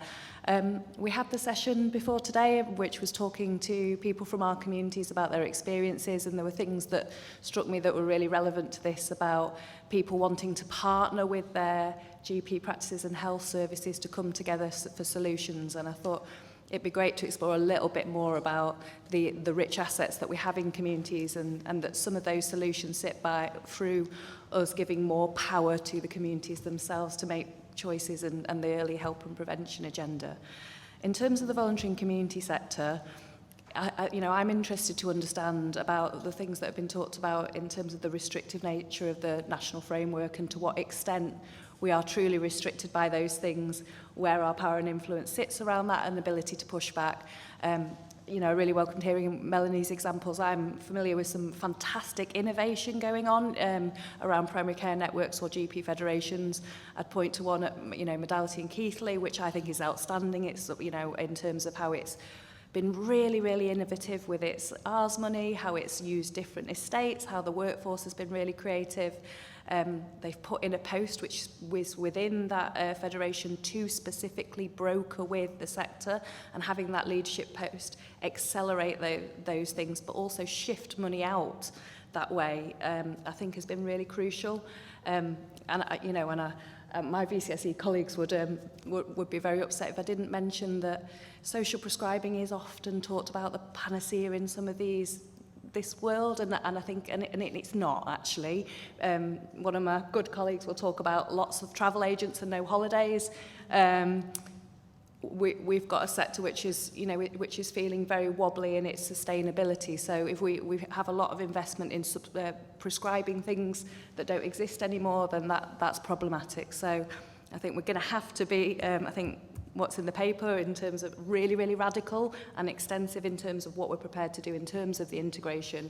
And I think the VCSE would welcome those conversations and to understand where the red lines are in terms of that framework. Right, thank you very much. We can fund the social prescribing, but we need to fund the end result as well, the holiday bit. Thank you, Kim, that's great. We're going to go to James, Thomas, AC, then Hannah. Thanks, Chair. So I'm James Thomas. I'm the Medical Director for West Yorkshire ICB. I'm also a GP, and I also work in modality. And thanks, Kim. But I suppose, first of all, I just want to thank my colleagues for coming along today. I think they've given some great examples, both in terms of the challenges that we face as GPs within our primary care networks, within working across our communities there, but also some great opportunities. And I think the two key things, lots of things have been talked about. The key things in terms of opportunities is looking at integration and that infrastructure. And integration, and you sort of started to touch on it, Kim, I was going to bring also in, how do we integrate really with those individuals and to really personalise this care? And to understand the opportunities with those challenges that we see. So I'm particularly thinking of things like the workforce and those other roles, because actually general practice is much more than just GPs, as we've heard. It's those other roles. And I suppose it's how do we, as a system, perhaps, improve the understanding of what those roles are. And the real benefit of actually seeing a practice pharmacist rather than seeing a GP about your medication review, because actually you'll have more time and probably greater detail about your medication through a pharmacist. So there's something about how, as a system, perhaps we can really amplify how those roles can really benefit people, and why perhaps there's I hate the word triaging or I hate the word navigation sometimes, but how we can help navigate people through that system. And I'm not just talking about pharmacists, I'm not just talking about social prescribers, but all the other roles with healthcare professionals that we work alongside, and not just it's health and care. I also think we talked about infrastructure as well, and it's been put across really eloquently there. But I also think we are very much a reactive system. Across the whole system, we are a very reactive system. How do we get ourselves to be more proactive so that we can actually get in there before this happens? It's not just at the early age, it's not just at the end of being proactive at the end of life, but it's how do we get in with that? And that's about using that data. It's about going back to Rachel and the population tools and the data there to help us direct, whether it's the inequalities, whether it's certain age groups there, to help us direct what is a really finite resource to make sure that we get the right people there at the right time for that person and personalise that care. So for me, it's about how do we really kind of build up on that integration and support that infrastructure. And we need a plan. It's a fantastic paper. We need to be aware of, we need to be doing something now. We need to be doing something for 2 years and 5 years, because if we don't do something now, we're not going to have anyone in 2 years' time. So it's about how we develop a plan that caters across that timeline. So thank you, Chair. Great, James, that's really helpful. And I was speaking to someone today who was using GP services who had a mental health query and actually was introduced to someone from Healthy Minds, and actually that helped them rather than seeing a GP, but they knew they could go and see a GP if they needed to. So that multidisciplinary team, multi-agency way of working as well. So thank you for raising that. We're going to go to AC, then Hannah, then Tim. Thanks, Kathy. Arunashu Chatterjee, a non-executive member on the board. Thanks, Ian and Carol, for the paper. I think it's something fairly important and close to our heart, and Kathy knows about this as part of at the start of the recruitment as well. And with Becky and me being absolutely passionate about this particular area, we need to be we are keeping a razor-sharp eye around this in terms of getting assured, but also thinking about how can we contribute to this discussion. I think coming near the end of that conversation helps, because most of the topics that I wanted to share has been already captured. But raising what Becky started as a conversation, I think looking at those 3 areas about staffing, capital investment, and digital enablement, I think those are the 3 key important pieces in the jigsaw. But when we are looking at transformation, something that I really value is looking through a user's lens in terms of how we redesign the service. So it will be useful to understand the demand which Becky was talking about in from a holistic system sense, from a place perspective. But then what is the as-is journey for those individual service users across that place, and how it's shared across all the places that we have in the system. That informs what should be our capital investment and the digital enablement that is required as a result of the implication of the staffing. So me and Jonathan have spoken about this in terms of within the subcommittee, finance subcommittee, how do we start picking up those particular areas.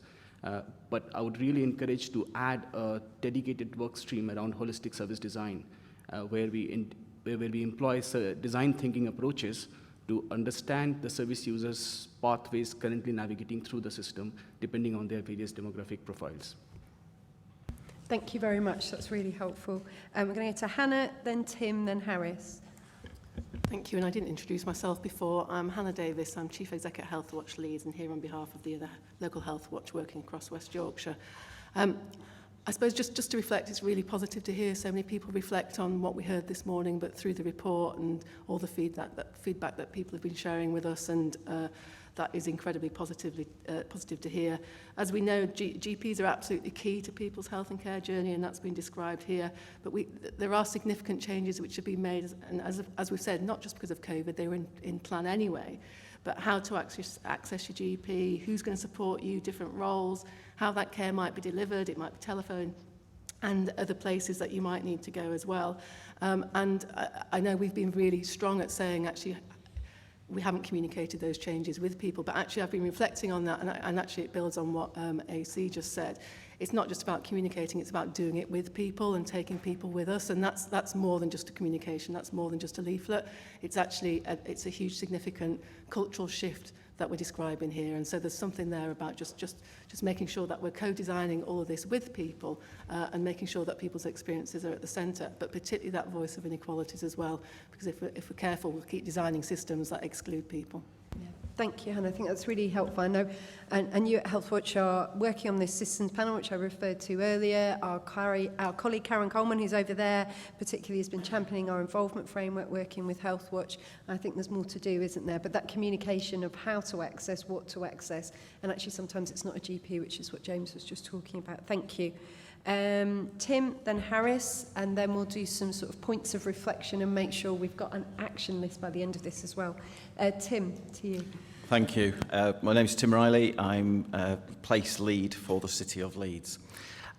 I suppose the main thing I just wanted to pick up really was, and it's come up in conversations, but I'm not sure whether we're as specific about it as we need to be.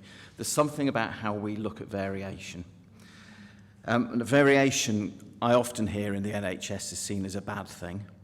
I think it can be. So when we look at the outcomes, for example, around our patients' satisfaction, there is huge variation. That isn't a good thing. And we do need to look at that. However, there are also variations that are good, variations driven by innovation. We would want people to push forward. And also variations, and this is the strength of general practice to me, is it's located in real communities, and those real communities vary, so the offer needs to vary.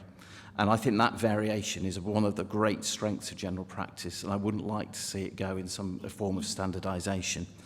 At our Leeds committee of the ICB last time we met, we talked quite a lot about primary care and primary care access and the variation in that. And we asked our delivery committee, which is meeting this Thursday, to look in some detail at that. And I was looking at the report earlier. And what I would hate to do is to get into a situation where we start to look at inputs as the primary measure of whether we're managing this well. Just to give you one example, one of our 19 PCNs, sort of 94 practices in Leeds, 19 PCNs, is Armley. Armley has some of the best in terms of its satisfaction outcomes. It has pretty normal, slightly above average number of GPs per 10,000 population, and yet it is one of our most deprived communities. So oversimplification of some of these things is actually a dangerous thing to do.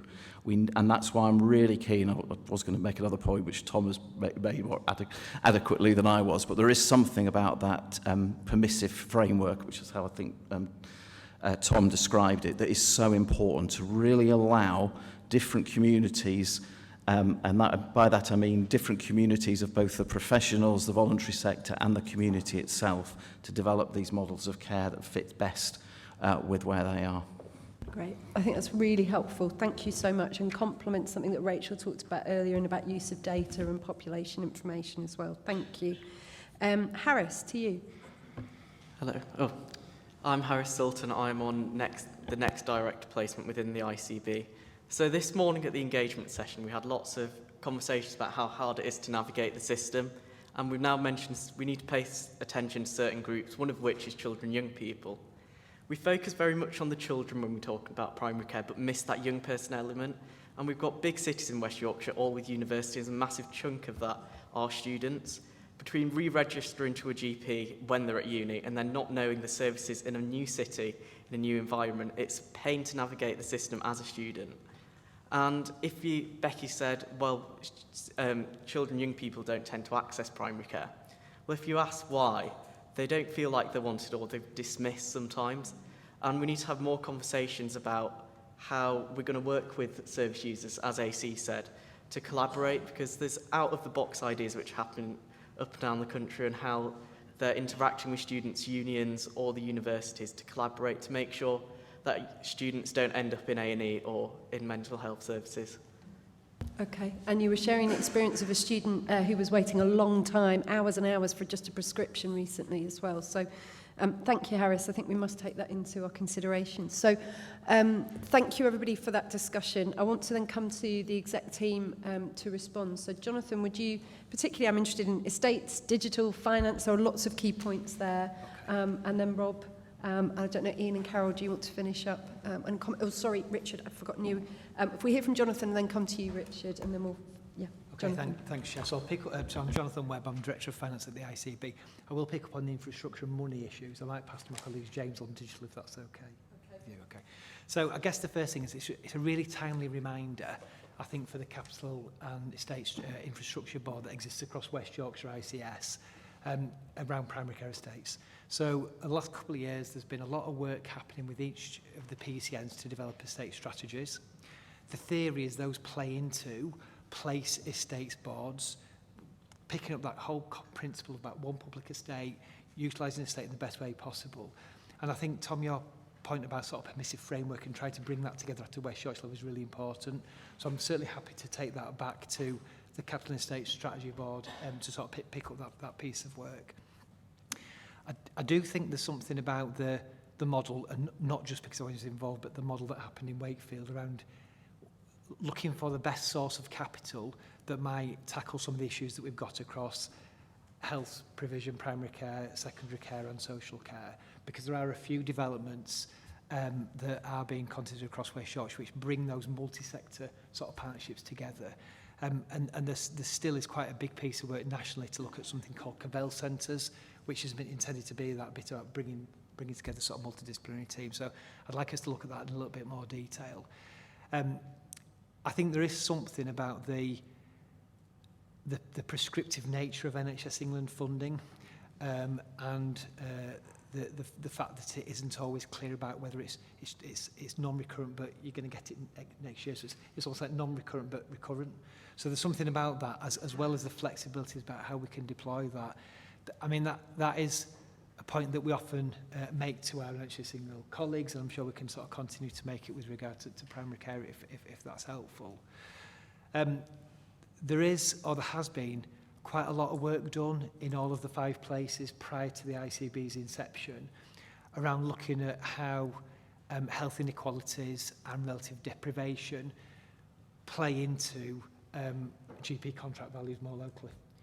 So that has happened. It's happened differently. It's happened differentially. And there probably is something about sort of taking stock of that now, whilst not necessarily imposing a one-size-fits-all model, but sharing best practice and seeing what the art of the possible might be. And there is some interest nationally to look at that as well at the moment, which we're playing into. And I guess the final bit, and this absolutely isn't a panacea, because we know next year we're going to go into an incredibly challenged financial position. But there is something about reminding ourselves of the ambition that we had pre-COVID, which was around differential investment into primary community services. So we've maintained nationally the ambition to invest more in mental health service has been maintained through COVID, and we've played our part in that. That same commitment around primary community services slightly fell by the wayside in terms of a policy driver in the last couple of years. So again, we might want to think about what we might want to do to be more set more of a framework and set more of an ambition through our sort of next planning round. So I'm not sure if that covers everything, Cathy, but there's an awful lot in this area, but that's just no, it's great to reflections. thank you. It's great to hear from the Director of Finance a commitment in moving forward, so that's great. Kate, would you can I come to Richard, then to Kate, and then anyone else who wants to make some final comments, if they could be very brief as well. Richard, and then we'll go to Kate. Yeah, thank you, Chair, for letting me come back. I just wanted to offer some solutions, sort of based on not to repeat some of the discussion that's already happened, which has been really helpful. Thank you very much for that. One group of people who haven't been mentioned at all is practice managers.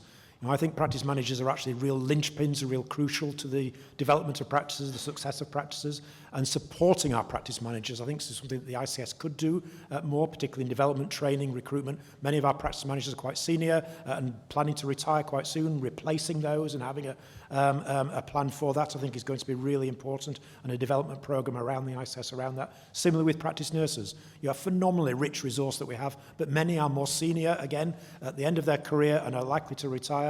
We need to encourage younger nurses to come into general practice, to get their experience and training in general practice, provide opportunities for them to be able to do that. I think we do need to reduce unnecessary targets that we have some control over. Leeds have done that and provided some certainty over funding, and the rest of the system could do that too. But there are some targets that are out of our control. For instance, practices are expected to hit vaccination immunisation targets for children. Those practices in deprived areas with real challenging health inequalities really haven't a hope of hitting those targets, yet work extremely hard and yet don't get the resource because they don't hit the national target. I think there is some work we could do locally to support those particular practices, both in terms of enabling vaccination uptake, but also not being financially disadvantaged for having just happened to be in the wrong place with the wrong population. And I think that's not something that we can support as well. I think we could do something around system-wide recruitment and retention, sort of, you know, for GPs and others as well. Over the years, as was highlighted almost right at the beginning of this discussion, this has been a long-standing problem about recruitment. And some areas like Lincolnshire, Somerset, others have actually published national adverts supported for their constituent practices, almost with a standard label, a standard process, supporting the funding of advertising and recruitment and retention. And again, that's something the system could do in a proactive way. So it's a good place to come and work in West Yorkshire because the West Yorkshire system is behind you in terms of the advert right from the very start. Next week, practices will be, their data around appointments will be published at practice level. This is something new. It'll be very anxiety-provoking for many practices because they will feel that the data will be misused or misinterpreted. The system is expected to performance manage practices, sending the right message from this body, from the ICB as a whole, to practices that we will support them, not wield a big stick when the published data is produced, will be really important. Again, a sign that we support and understand that natural variation, but also what we don't want to do is penalise practices who are struggling to recruit, so can't offer enough appointments, and then are getting penalised because their public data appears that they're not doing as well as somebody else close by who have been able to recruit. And then finally, we emphasise the issue of Fuller and the Fuller stocktake, and there's lots in the Fuller stocktake that is really valuable. I think we need to be careful around the issue of continuity of care.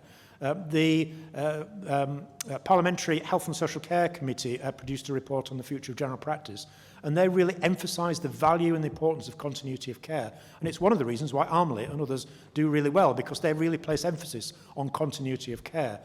And we need to be careful that the suggestion in the Fuller stocktake of separating same-day access from longer-term care for patients is not necessarily a panacea and actually might make things worse if we're not careful. So we do need to support practices in offering that continuity of care, because that's what many patients want to see. Great, thank you, Richard. And I know both you and Steve have some points from GP colleagues across the system, so we must capture them and make sure that they're brought into these discussions. Kate, I'm really conscious of time, but Kate, if please, and James, do you want to come back in or? Okay, Kate, and then Rob and Ian, I'd welcome hearing from you, and then we'll take a break. Thanks, Kate. Chair. I'll keep this very brief. I mean, if I say I started with about 7 or 8 workforce points, but most of them have been eloquently covered by colleagues, which you'll all be relieved to know. Richard, I think you've probably just summed up there many of the pieces that were going through my mind. I mean, I thought really well made points around the need for administrative and managerial support, and I was sitting here thinking there must be some solutions, and I think we've perhaps heard some today. I was thinking about the point you made around GPs and the fact we have GP trainees coming in, but we are losing the experience at the other end. And you've just eloquently said the same about practice managers and nurses. So I'm sitting here thinking about, you know, not just the retention issue, but what does that succession planning look like? I think we talked about some of the various roles and making sure people have that freedom, the non-registered roles I think that Tom referred to earlier, and what's the scope there. And I think there's a number of things, and I think the key for me is what we can do at scale to assist. Something around making sure in terms of our widest integrated workforce planning that this is a key part of that. So we talk about community pharmacists, where are they coming from, and making sure that we've actually made sure we've planned for that ahead. In summary, Chair, because I think there's a number of points to say, Catherine, I'm really mindful of the fact, and it's perhaps not been mentioned today, it's in the paper, that you have a really active, I think, primary care workforce steering group, and I think that's the group that we can take forward a number of these points. It has a direct route through Catherine now to the overall West Yorkshire People Board, and I think that's where we pick up a number of the points that have been raised today would be my summary. Thank you. That's great. Okay, and I'm really pleased that we're moving into action as well. So, Ian, are there any points you want to make, and then Rob, and then we'll finish up on this item? No, I mean, just to say thank you. It was the kind of conversation we wanted to have. I think we've, we spoke about some of the barriers, and I think we've got some really good specific suggestions about what we might do around that. Learning from what places are already doing. I think the job for us at West Yorkshire is to work out how we provide that supporting infrastructure through the Fuller Board while keeping the energy in the right place, which is local. So really good conversation. Thanks for the support and the engagement. That's great. Rob, just before we come to you, I do have to do a job as chair that the paper is asking to reframe the Primary Care and Community Board to move to become a fuller delivery board. But I think there is something here also about a West Yorkshire framework. And Richard, a point you made about interpreting and making sure that fuller stock take works for us in West Yorkshire. But as a board, are you happy to support that change? Yeah, great. Rob, have you got some final reflections and then we'll have a break?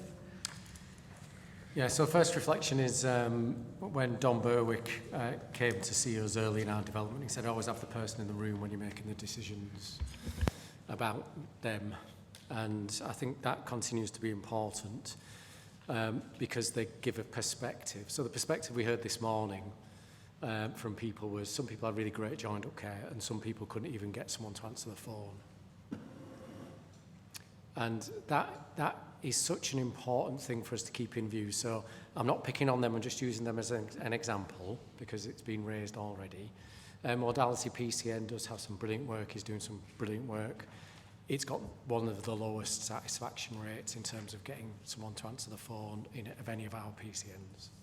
So if you ask the people what did they think, they might give us a different perspective. So we've got to keep people in the room when we're designing these services. And although we've talked about this being really complicated, some things are really simple that we don't get right. So we don't explain to the public how the model now works. And we're often drowned out by what goes on in the media about what should be an offer and what shouldn't. It wasn't long ago that GP in hand and Babylon and all that sort of stuff was the future of primary care and general practice. And it's not too long ago that we had a number of national newspapers having a massive go at GPs for not offering face-to-face appointments, even though the majority of appointments in general practice continue to be face-to-face. So I think we've got to keep the person in the room. We've got to be able to do the simple stuff like explaining to people how it works, and not just doing that once, but doing it every day and every day and every day, and I've had a big campaign on that. I also think Tim's point about variation is really well made. And we should use variation to try and drive improvement. I'm really struck by the fact that in the paper, it's bound or obvious, it's right in front of you, that Calderdale has got 33%, Bradford and Leeds got 33% more GPs per head than Calderdale. But again, if you look at the surveys, what do patients think? Actually, in Calderdale, they tend to be much more positive about, I can get through on the phone and stuff. So what's going on there that we can learn from? How do we share that sort of practice? Geeta said, of course it is, because that's the way we roll in Calderdale. And all the brilliant work that we heard about this morning, and Louise talked about again, of the council and social prescribing and that linking and joining the service to more of itself. So we've got to have some of these recommendations about the model of change, the theory of change, the implementation for change. And I was really pleased with Karen's offer and Mel's offer about, I think we should be demanding of every place to say, well, what is the offer then for PCNs on infrastructure? Where's it coming from? Is it from a confederation? Is it from the provider collaboratives? Is it from somewhere else? It's got to come from somewhere. And that's got to be one of the actions. Two final thoughts. We haven't heard much of population health management. We haven't used that phrase, though we've talked about it. That's what Becky's talking about. Do you understand the population? Are you planning for it? Are you being proactive? You couldn't go to a meeting 2 years ago without talking about population health management. And then I think we've got some substantial assets in this place. We've got Thrive by Design, who are doing inclusive digital transformation and help people to do that. We've talked about digital exclusion. We've talked about transformation. We must use those in primary care. And Tom and I have been working, and now we've collectively signed up to a new arrangement with the Department for Health and Social Care and NHS England, the Leeds Hub, where we are able, with their blessing, to try some different stuff on workforce, on transformation. So I think if we want to be a bit bolder and we need some permission, we've got a route to do that, and we should use it. Great, thank you very much. Catherine, I'm conscious that you've contributed the report. Is there anything briefly you want to share? If you go and maybe join Louise and Geeta, yeah.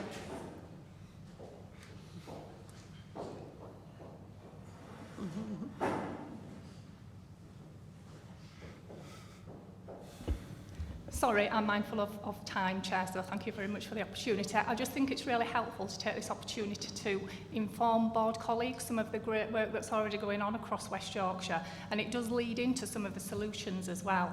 And I think firstly around the estates, and I know Jonathan's really helpfully mentioned the work that's going on across West Yorkshire. We not so long ago kicked off a piece of work that's really focusing on the service element of that. So it doesn't look at estates in isolation, it really reads through to the clinical services strategy.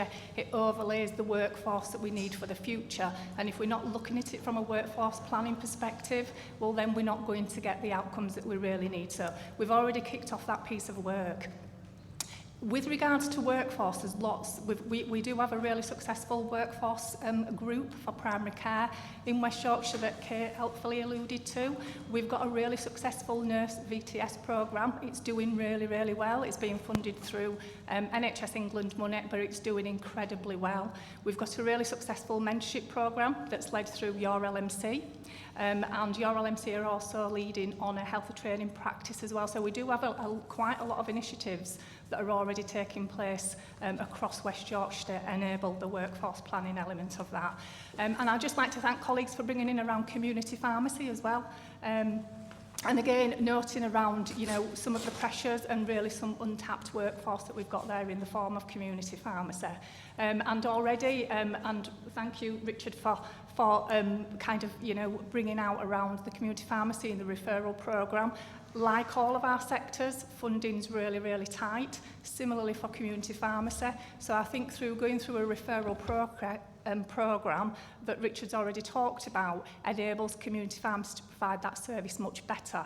But with regards to the walk-in community pharmacy service, there is something already going on and it sits in all of your places to enable that to be kind of accelerated and piloted across West Yorkshire. So that won't won't need a referral process, and it will enable, definitely in terms of the hard to reach groups, it will enable those patients to walk in. So I just thought it was really helpful to just share just a few things, and it's not exhaustive, and there are some really, really good examples around access and around workforce that have been described in the paper as well. Thank you. Great. Thank you, Catherine. And I think there's some key messages here about that permissive framework, the ambition, and removing barriers and looking at what policy and influencing we need to do as well. But thank you so much to all primary care colleagues who have joined and contributed today. We must capture all the discussion today, capture thoughts that are coming through, particularly Steve and Richard have brought together, and also complement the work and support the work that's going to go through the fuller delivery board as well. And I think this is a key action to bring back in understanding what happens next as well, as we did asking for the children and young people. Okay, thank you so much. I'd also welcome your feedback on how you found that focus on session. Our session next time is going to be on workforce. So it's over to Kate that time. So please let us know how you'd like that focus on session to go. We're going to take a 10-minute break now and help yourself to tea and coffee. We're going to pause the live stream. So thank you to those people who are watching online, and we'll come back in 10 minutes. Thank you. Okay, welcome back to the next section of our NHS West Yorkshire Integrated Care Board meeting. We're now moving on to the reports that we usually have on our agenda. A report from me and a report from Rob Webster, our Chief Exec. My report particularly covers in item 6 an overview of the work that we're doing on the strategic refresh, and thank you very much to so many board members who came together last month to look at the strategic refresh and make a contribution before it is signed off by our integrated care partnership at the beginning of next month. We also, I wanted to reflect on our report, the discussion that we had at our first full meeting in public on responding to the cost of living crisis, working with the Integrated Care Partnership and West Yorkshire Combined Authority. And we as an Integrated Care Board approved recommendations from Public Health when we met in September. That work has been progressing, including Public Health coming together with West Yorkshire Combined Authority to put together plans. Ian, would you just give a really brief update on our response to that and work in progress? Yeah, thanks, Cathy. So we'll be taking an action plan to the Partnership Board in December. 4 themes to that action plan. The first one is around what we can do to support the workforce during the cost of living crisis. The second one is around the VCSE partnerships and the work we might do there. The third is around adapting our suicide prevention approach, reflecting the impact of the cost of living crisis on that. And the fourth one is how we might work more proactively with integrated neighbourhood teams, general practices to understand where we think future demand might come from in relation to cost of living. So that's a work in progress. Debs Harkins from Calderdale has been really involved, as has Alan Rees from the West Yorkshire Combined Authority. We'll have that paper going to the Partnership Board in December. That's great, thank you. The report also covers a number of areas where our place committees have been coming together, including having, during October, place committee development sessions, and thanks to people for making me feel so welcome at those sessions. Our Harnessing Power of Communities also had a development session on the 11th of October, which Kim hosted, which brought a number of key points. Rob and I went along, particularly ensuring the sustainability in terms of contracting, commissioning and respectful commissioning to our voluntary community and social enterprise sector, and looking at ways in which we can integrate further, including on care records. But it was a great session, and thank you, Kim. We also, I have a number of updates in terms of board roles. So we did an early announcement, but Richard becoming our board member for primary care. So thank you, Richard, for putting yourself forward. We went through a nominations and interview process. It was a bit longer than expected, but we finished the process last Friday. And Richard, I know your role's been announced to our partnership this week. Congratulations. We also know that our colleague Julian Hartley is moving on to NHS providers. That's where he is today. And James, I know you're deputising today. Thank you. And we will be looking for an interim representative from the Chief Exec's acute network to take over from Julian for the interim period, and then once Leeds Teaching Hospital have their substantive chief exec, will then go through a nominations process for someone to come and join this board. Rob and I are engaged in talking to Leeds Teaching Hospital at the moment to support them in their recruitment.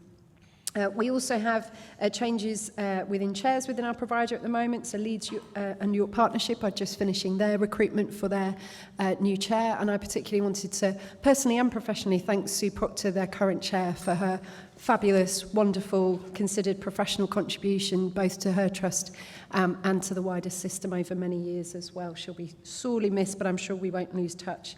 And as I'm sure you know, that Kath Lavery at Yorkshire Ambulance Service is moving on to a new role at RDASH in another system, and I'll be supporting Yorkshire Ambulance Service with their recruitment for their new chair as well. I feel like I'm giving community notices here, but there's a number of things to share with you. A key thing that I'd really like your support for and endorsement is the appendix at the end of my report, which is around executive and non-executive remits.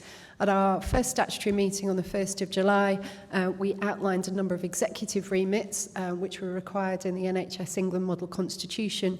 But we've taken that more widely now. We want to make sure that we're reflecting what NHS providers are required to do across their boards in terms of executive and non-executive remits, and also to reflect what we want for our system in West Yorkshire, which includes Becky Mulby's non-exec role around citizens and future generations. So there are some key points there outlined. I also wanted to reflect on our non-executive team of 4 people and the role that AC has put himself forward for and agreed to undertake in terms of being Vice Chair with an inward-facing role for us for the Integrated Care Board. Thank you. In working with Jane, our Audit Chair, and Majid putting himself forward to take on a Vice Chair style role in working outwardly with me, and due to the size and scale of our system, which will then complement my work in working with Councillor Swift on the Integrated Care Partnership.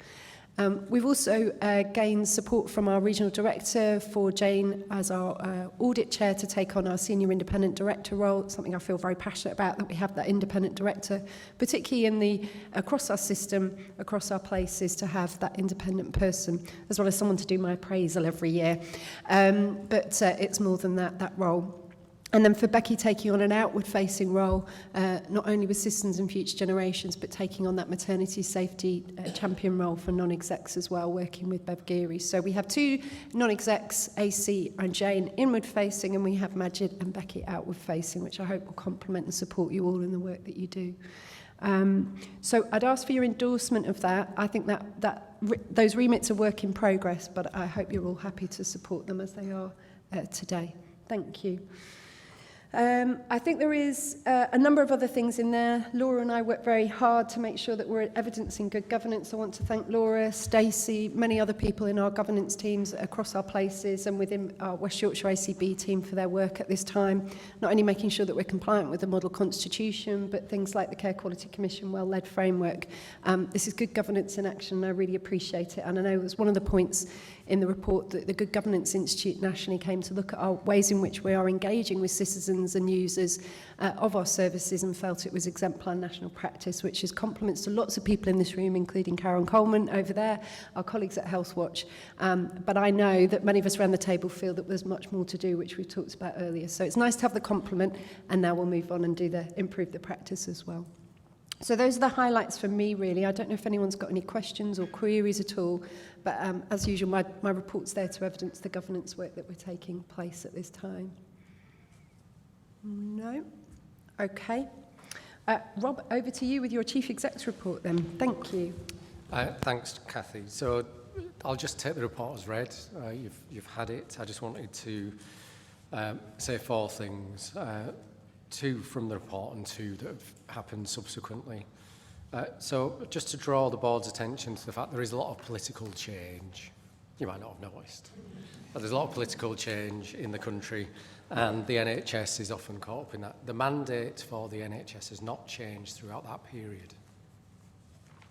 So we stick to the mandate that we've got and the plans that we've got, and that gives us certainty. The second thing that's in the report, which I draw your attention to, is there is a fiscal event this week, an autumn statement, which will touch on public spending, and it will be something which will be material for all of us, because there'll be changes, I'm sure, in local government. There may be some changes or no changes to the finances in the NHS, and we know that for the NHS and local government, there are some substantial financial pressures brought about by the cost of living, inflation, and other issues, including likely consequences of potential industrial action, which the Royal College of Nursing have voted on, and other institutions are out voting for. So those 2 things are in the report. I just wanted to reinforce them. The new things are, I gave evidence alongside a couple of other of my colleagues to the Health Select Committee this week. It's running last week. Was it last week? Last week. It's running an inquiry into autonomy and accountability within integrated care systems. We were able to give a good account of ourselves, and our partners did too. The next evidence session involved a range of national bodies who reflected a lot on the practice that we have here in West Yorkshire, which felt positive. Just to note that that's something that's going on, I think, and this question of how much of our autonomy do we have and how accountable are we is something that's very live. So it's really good to see the Chair's report on the strength of the governance that we have. As others have alluded to in this session, such as Tom and Tim and others, we have a model of subsidiarity which pushes as much out to places as possible. And the accountability arrangements in places are really strong, and we want to continue to maintain that. There is a movement of the tide towards more central control. You may have seen that in the consequences of anybody failing to maintain their financial forecasts, where the NHS in England have issued new guidance which introduces strict controls on providers and ICBs who fail to do such. So this is a big material strategic point for us, I think, to stay on the right side of this argument and continue to perpetuate the idea of good, autonomous, well-governed systems with good providers and good place-based arrangements. The final thing I want to say, which is new, is just to say thank you to colleagues, particularly in Bradford first, but in other places too, who responded so quickly to issues following the critical incident in Manston and the distribution of people across the country into different places.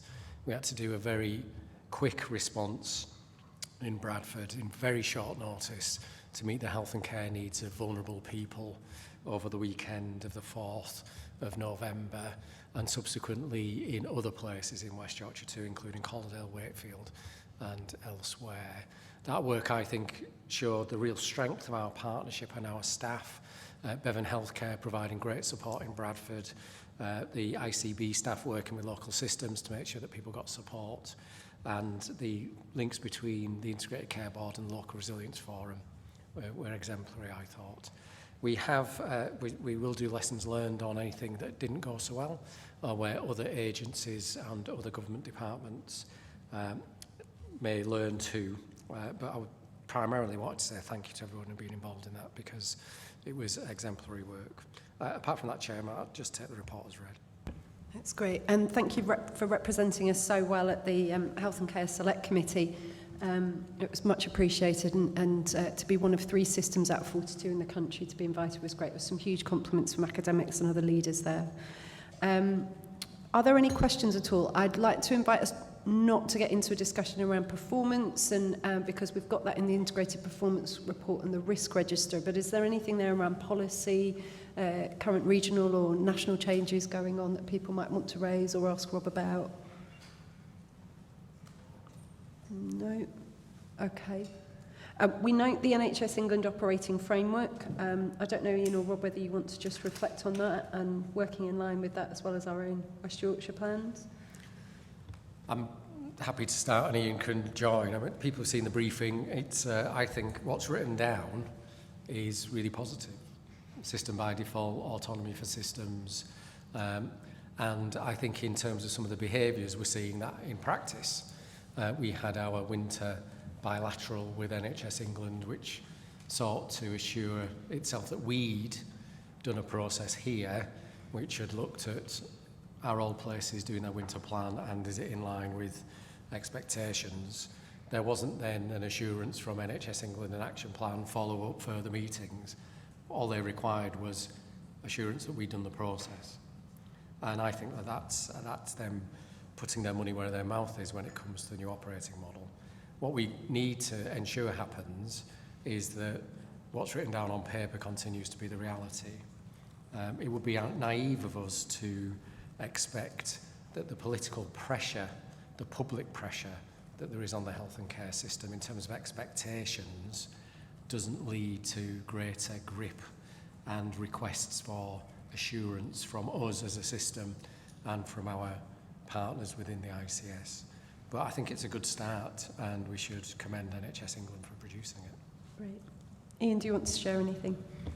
Yeah, just really briefly, I agree with Rob. I think the document describes a way of working that we'd all aspire to. I guess the linked point is that we've had a really great relationship for a number of years with the regional team. Catherine works for NHS England, Anthony works for NHS England, and they operate as if they're one of us and part of our team. And the thing that's come alongside the operating model is the announcement around the 30 to 40% cuts. And clearly we want to support staff who are affected by that and maximise the capacity that works with us at regional level, because that's really important for our future success, and particularly when we go on to the delegation of primary care functions, having that capacity and expertise working alongside us is going to be essential. So there's the kind of people side of it as well, I think, that we should bear in mind. Great, thank you very much. And our December board development session will include, we've invited our NHS England Regional Director along to come and talk to us and have a discussion around the operating framework and ways of working. It's incredibly supportive of our work and us as a system, so I'm pleased he's going to come and join us. We also note that there'll be an Integrated Care Board annual assessment in Q1 of next financial year, so it's somewhere between April and May time, which we'll be looking at a way in which our governance works across places. So we've got a few more cycles of governance to go through, and we're particularly, Laura and I, working closely with place committee chairs in exchanging learning on how that is working and supporting each other. And thank you to non-execs who are connecting with place committees as well.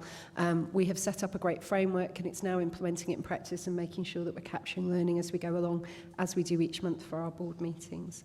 Okay, I wouldn't want to wouldn't want to miss out the Appendix 3 that you've shared with us, Rob, on the progress with shared care records, local health and care record exemplar. And just wanted to note that the progress being made there, the many different places and organisations that are involved, and I wonder perhaps if that's something that places might be looking at further, as well as AC, that might be of interest to your particular committee. I know you have an interest in digital, so I hope we can hear more about that, because that's great progress and one of the enablers for integrated care as well. Okay, so nods around the table. Great, thank you, Rob, for that.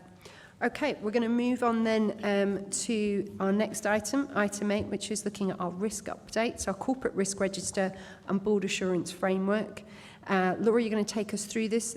Would you just describe the purpose of each document? I think that's helpful. I think everyone around the table knows that, but it might be helpful for people that are watching in, just what those two documents are about. Yeah, absolutely. Thank you. I'll just do a brief update and hopefully cover the purpose of the different documents in there. So our corporate risk register maps our current risk. Our board assurance framework is more around potential long-term strategic risk.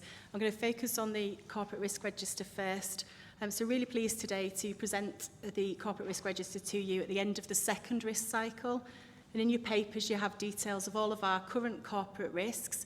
As we're still really quite at an early stage with this, so only on the second risk cycle, I have included all of the corporate risks. In the future, it is intended that you will just see those that are scoring 15 or above, which is deemed to be a high level risk. But I think at this stage, it's helpful for you to have that wider overview. I would draw your attention to the risk on a page report, which is one of the appendices.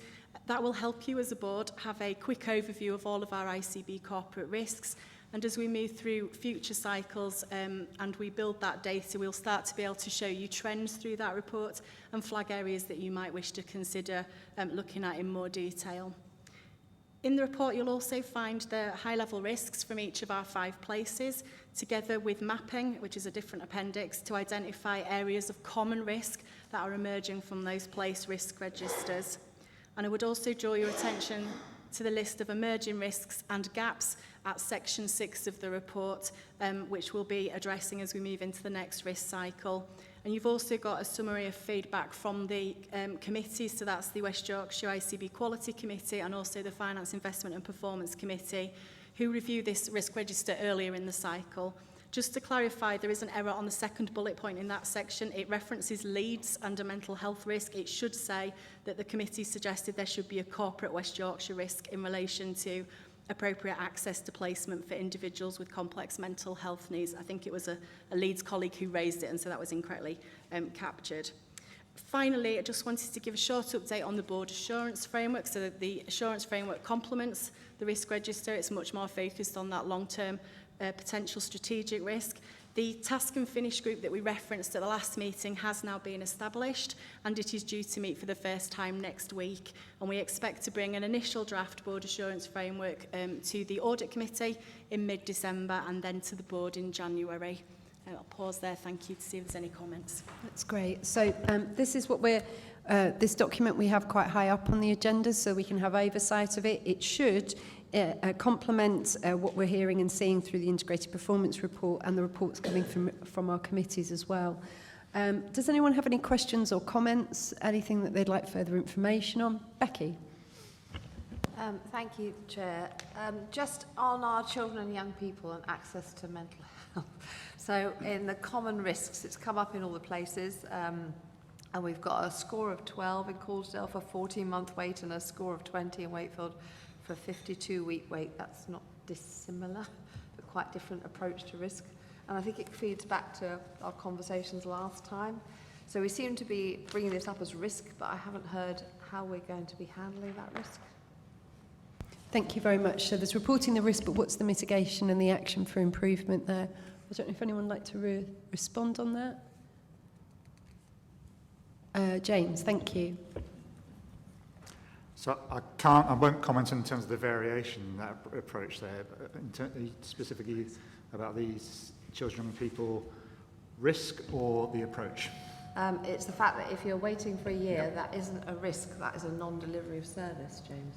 Okay, so I think in terms of that capacity of that, we are recognising it both in terms of the acuity and the number of referrals that we made within our places, within our communities there. So I think through children and young people, through our places, I suppose we're looking at that capacity and hopefully getting some flexibility in those roles so that they are working in those communities to prevent escalating to that point there.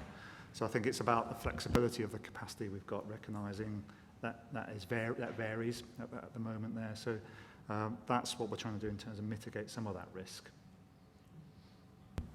Okay, Becky, I think we've got other people that want to come in and comment and provide information. So I think we've Mel and then we have Michelle. Mel. Yeah, Becky, just to respond, we've been doing a workshop last week on our risks, so we are aware that some of our risk appetite will reduce based on some of the learning from other areas' risks. But in terms of just giving you some assurance around mental health and ASD assessments, we have got a work programme to help us reduce those climbs in terms of the waiting times. Unfortunately, we've done a significant programme of work before the pandemic in both those areas. If we hadn't, we would have been significantly higher now. But we are taking mitigations to reduce that, and we've funded quite a bit of resources at our Mental Health Alliance around the CAMS particular area. But around ASD, there's a business proposal underway at the moment to look at how we can bind some more extra capacity around ASD assessments. But your point was well made in terms of the fact that we've coded it 20 and over 16, so we have moderated that since. Great, thank you. We'll just go to Michelle in a moment, but I don't know if any of our Place League colleagues might want to comment at all as well. Michelle? Yeah, so I agree completely, Mel, with your response. I suppose the thing that doesn't come out in the risks or in terms of the explanations is, and I think your point is really well made, Becky, is that whilst children are waiting for care in their places, each of the places are offering services to help parents and their families whilst those children are waiting. So the nuances of what places are doing whilst children are waiting on those lists isn't coming out in some of the narrative. So it's probably important to capture that. Okay, which is a point you made earlier, Becky, in some other way, is about a percentage isn't a helpful guide. We need to look at numbers. This is more greater narrative to go with this as well. Is there anyone else who wants to comment on children and young people's services at all, special educational needs? Tom? Yeah, just to support the, I think the point that's been made and the need for us to keep this under review. I think particularly in the context of the pandemic and the increase in demand and the inability of us to meet that demand as a system, whether it's in mental health services or in children's social care more generally, with the workforce pressures as well. This is an area that is really, really challenging and will continue to be. And it's one of those almost hidden backlogs, I would say, that don't appear as regularly in the media as some of the others, but are hitting families really hard across West Yorkshire. So I think it is an area that we need, as a board, to keep an eye on. And with the financial challenges in local government particularly, it's probably the area that, as leaders and chief execs, we're most concerned about, because it's the one that where you are dealing with very vulnerable people in very vulnerable situations, and we've got to have the resource to be able to meet that demand. And at the moment, it feels like a really, really challenging area. Okay, thank you, Tom. And I know we had a focus on session on children and young people at our last meeting. I think it was good that we had it on the agenda and we had some discussion. I think it could have been better. I think that this is the point of learning as a new board.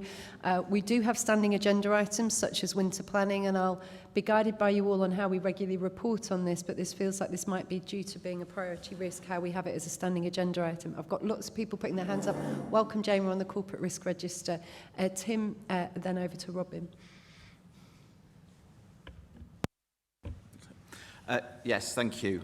Just respond. I could probably give a similar sort of position in Leeds in terms of the work and the attention being given to this as other places. And yes, it sits there. It's absolutely on our risk registers. It's high in our performance conversations and so on. And there is work. And echo Tom, it's really challenging to get progress on this for a whole host of reasons. I suppose I also wanted to raise, and I wonder whether this is something for us as a board to think about, if there is a really key area of attention that we need to give, and this would be one of them, how are we using the committees within our system to have that conversation and to bring back a more in-depth view? I think that if we know, and then places will be saying, well, okay, we need to make sure the committee, the quality committee or the performance committee are going to look at this, then that would really strengthen the assurance without us doing lots of duplicative work and almost sitting in this meeting wondering who's going to pick up which point, and then giving a very vague, high-level answer, which is frankly what I'm doing right now. So, yeah. Okay. And what I found quite of interest is some place committees have picked up the theme from our last meeting and taken that through. But we need to, what you're saying is that we need to do this more thoroughly. It should begin at place. It should then come the assurance here. And a point the number of you've made in these meetings and informally as well is then we work out where we bring the added value and what can be done here. Okay, Tim, we won't lose that point then. Robin. Yeah, thanks, Chair. Robin Tuddenham, and Place Lead for Calderdale. I think there's just an important conversation here about what is risk. That is just worth flagging the distinction between a dynamic risk that's kind of can be mapped, flogged, and sort of assessed and scored with the changes in service delivery and the changes in service potential ability to respond to the demand we're heading into. And so I suppose almost more important than number, and I do think there's less important as the number, but more is the conversation about what is the kind of service proposition we would have for children that will need those services in the context of what we're facing now. I suppose so it may be the best to see this as a bit of the catalyst word. This is the catalyst to what are the 2 or 3 big things where we are going to have to think what is possible. And I think that's in the context of there is a very good risk descriptor about VCS 20. I would just drop the word VCS out of that risk. It's what are the services that we're going to have to disinvest in a context of impossible demand where choices are going to have to be made across all of the system. And so that is true of the VCS, but I think it's certainly true of local government and potentially NHS as well. So I just think that just this document is a bit of a prompt to what are the 2 signs of distress in the system, and I think this is one of them. I suppose that'd be the way I'd really like us to think about the risk analysis and the risk work, because I think it's very easy and understandable to sort of think we've scored it, we've assessed it, there's a bit of a variation here or there, and actually we can move on. Okay, and that's your point, Becky, is actually what's happening on the ground and the improvement being made. Okay, so we need to put some more depth and thought into that. Does anyone else want to comment on that point? Rob? Really to pick up Tim's point. So what we've got here is rightly a risk identified outside of our risk appetite for children and young people and for ISD assessments. Those are both priorities for the mental health programme and the provider collaboratives. So we know that there's good work going on to share good practice and change the service offer. What we haven't done necessarily in this iteration, as Tim's pointed out, is get a view from Finance Investment Performance Committee or from the executive to say, how do you think it's going? And I think that's where we need to be a bit crunchier. So we've identified the risk, we've got some work on it, we've got people working on it collectively. Unfortunately, we don't have anybody from the Mental Health Collaborative here today to give us some further insights and assurance. So my suggestion is that we ask AC and the Finance Investment Performance Committee to come back to look at this as they do each time, but maybe with a keener eye, and that we ask the mental health programme to make sure that it's on top of both of those priority pieces of work so we can mitigate the risk further. Great, thank you very much. Okay, are there any other questions on the risk register? So we've got that action to take out. So there's an action through committee, but there's also a way of working here on how we respond and act upon priority risks. Oh, sorry, Hannah. Sorry, just, yeah, and that information is triangulated around people experience as well. That's part of the process. Thank you very much. Okay. Anything else on this item? We will then get into the integrated performance report, which connects. But are there any other specific comments? Rob? I think we we've got a substantial amount of risk. I mean, it's obvious to say, but we shouldn't lose sight of it. We can become very blind to the degree of risk that we're carrying. And Harris wants to come in as well, I think. But we shouldn't be, should we? And we need, I think, probably to ensure that as we come through the performance report and as we consider the degree of risk we're carrying, we're very clear that we're taking all of the actions possible to mitigate the risk or to amend our risk appetite. Those are the only two actions that we can take, I think, at that point. But we should never become blind to the risks that we're taking or normalise them. Thank you, which comes back to your point, Becky, as well. Okay, and we know that we have risks around safer maternity staffing, which is also reflected in the integrated performance report. So Michelle, if we can come on to that in a moment. We note that, including our decision from our last board meeting, that the RAC, the capital issues at Airedale Hospital, is a system risk as well, and that continues to stand there as well. And also workforce vacancies as well, which is why we want the focus on topic for our next board meeting to be on that. Is there anything else? Because, oh, sorry, Harris, of course, and then we'll get on to the integrated performance report that will link in with this. Thanks, Chair. I know it was mentioned at the quality meeting about the potential strike action, but now that the strike action's been confirmed by the Royal College of Nursing, what will that impact, what will the risk of that be to patients and also to the system within West Yorkshire? But to the public, strike action's quite a scary thing, so how will that be communicated out to the public about what's going to happen around that? Thank you, Harris. I don't know if Kim and Rob would respond. Kate. It's because you sat next to Kim. No, it's all right, Kim. I'm not going to ask you. Kate. Thank you. No, thank you, Harris. I think it's, I did see a reference to industrial action on the risk register. I think it's right to note the fact that we have received the detail from the RCN. Of course, people around the table will be aware that we are waiting the outcomes from a number of the other unions from that perspective.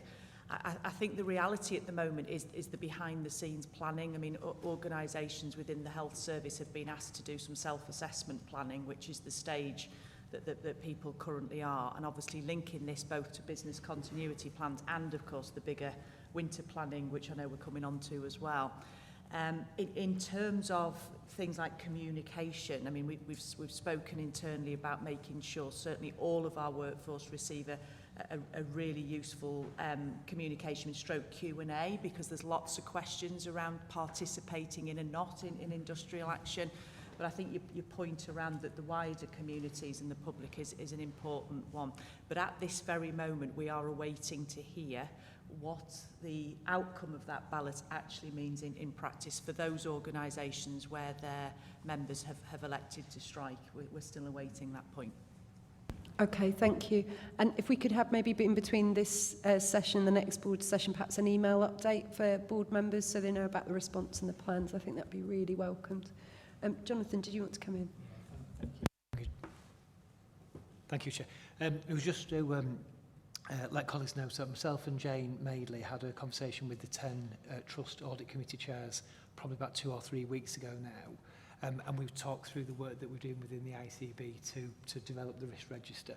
I think one of the things that came through that conversation was around some of the sort of fairly big capital developments. So we've got RAC on the risk register. I think it was just a recognition that there are other important risks around some of our other key strategy developments across West Yorkshire, and we'd expect those to be picked up through places as well. Thank you. Okay.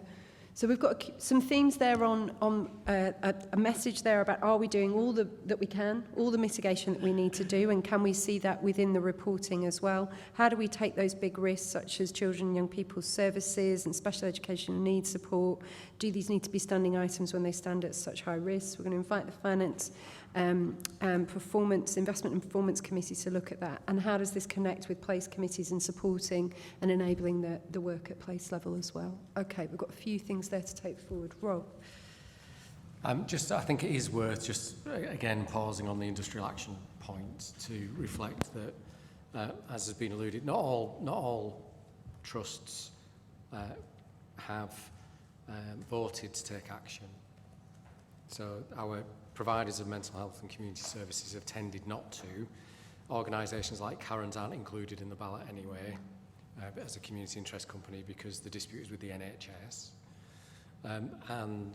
We do have some self-assessment work, and through the EPRR arrangements, we're running an exercise on what would the consequences be.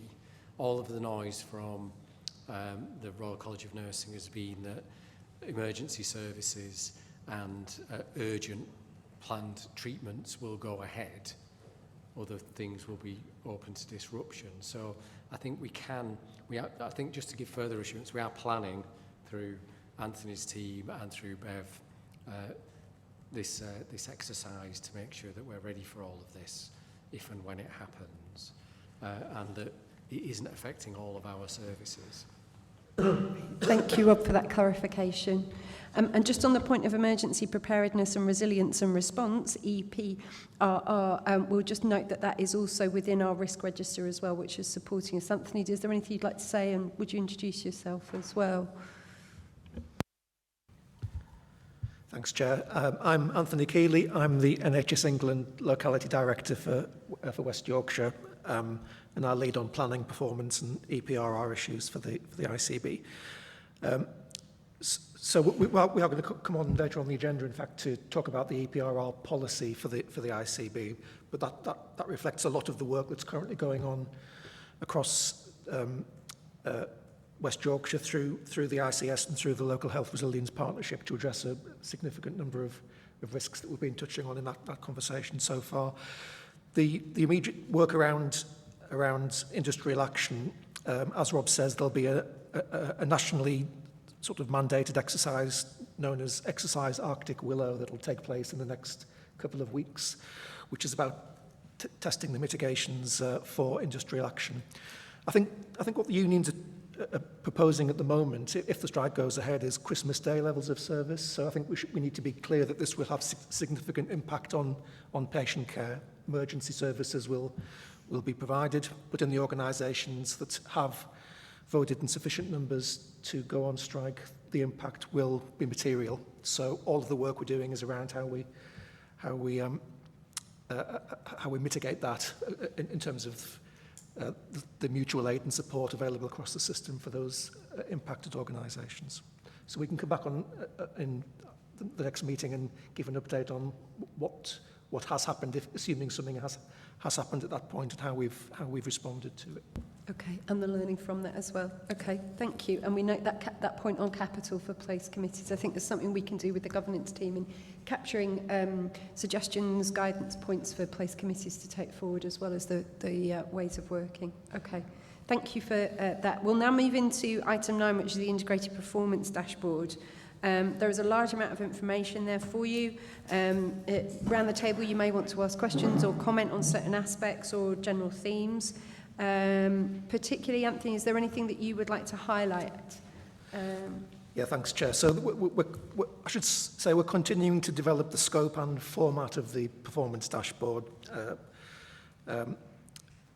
partly in response to feedback from the board and from the Finance, Investment and Performance Committee. And I'll say a bit at the end of this around the particular actions we're taking following the last Finance, Investment and Performance Committee meeting. So the first thing I want to just, I suppose, say in terms of context for current system performance is that the data in the report is official published NHS data, which typically reflects the position 6 to 8 weeks ago, different for some indicators. So I'll say a bit as I go through around what the current position is where relevant. Key bit of context is what's happening with COVID infections, and I should say we have been through a significant wave of COVID infection in the September-October period, and that's resulted in a peak of something like 550 COVID-positive patients in hospital beds in mid-October. We're well down the downward slope of that peak at the moment, touch wood. But that has had an impact on wider system performance during the autumn, so just to note that. And I suppose in particular to note that means that our urgent and emergency care services have remained under sustained pressure, affected by COVID demand, but by other demand as well. So That's reflected in things like bed occupancy in hospitals, in attendances at A&E departments, in ambulance response times, and you'll see the data in the report showing the position pre that COVID spike, but the situation hasn't improved as you might expect, as we've been dealing with that as well. I wanted to touch in particular on just where we are with elective recovery at the moment, which again has been affected by those factors such as the COVID levels of demand and other pressures.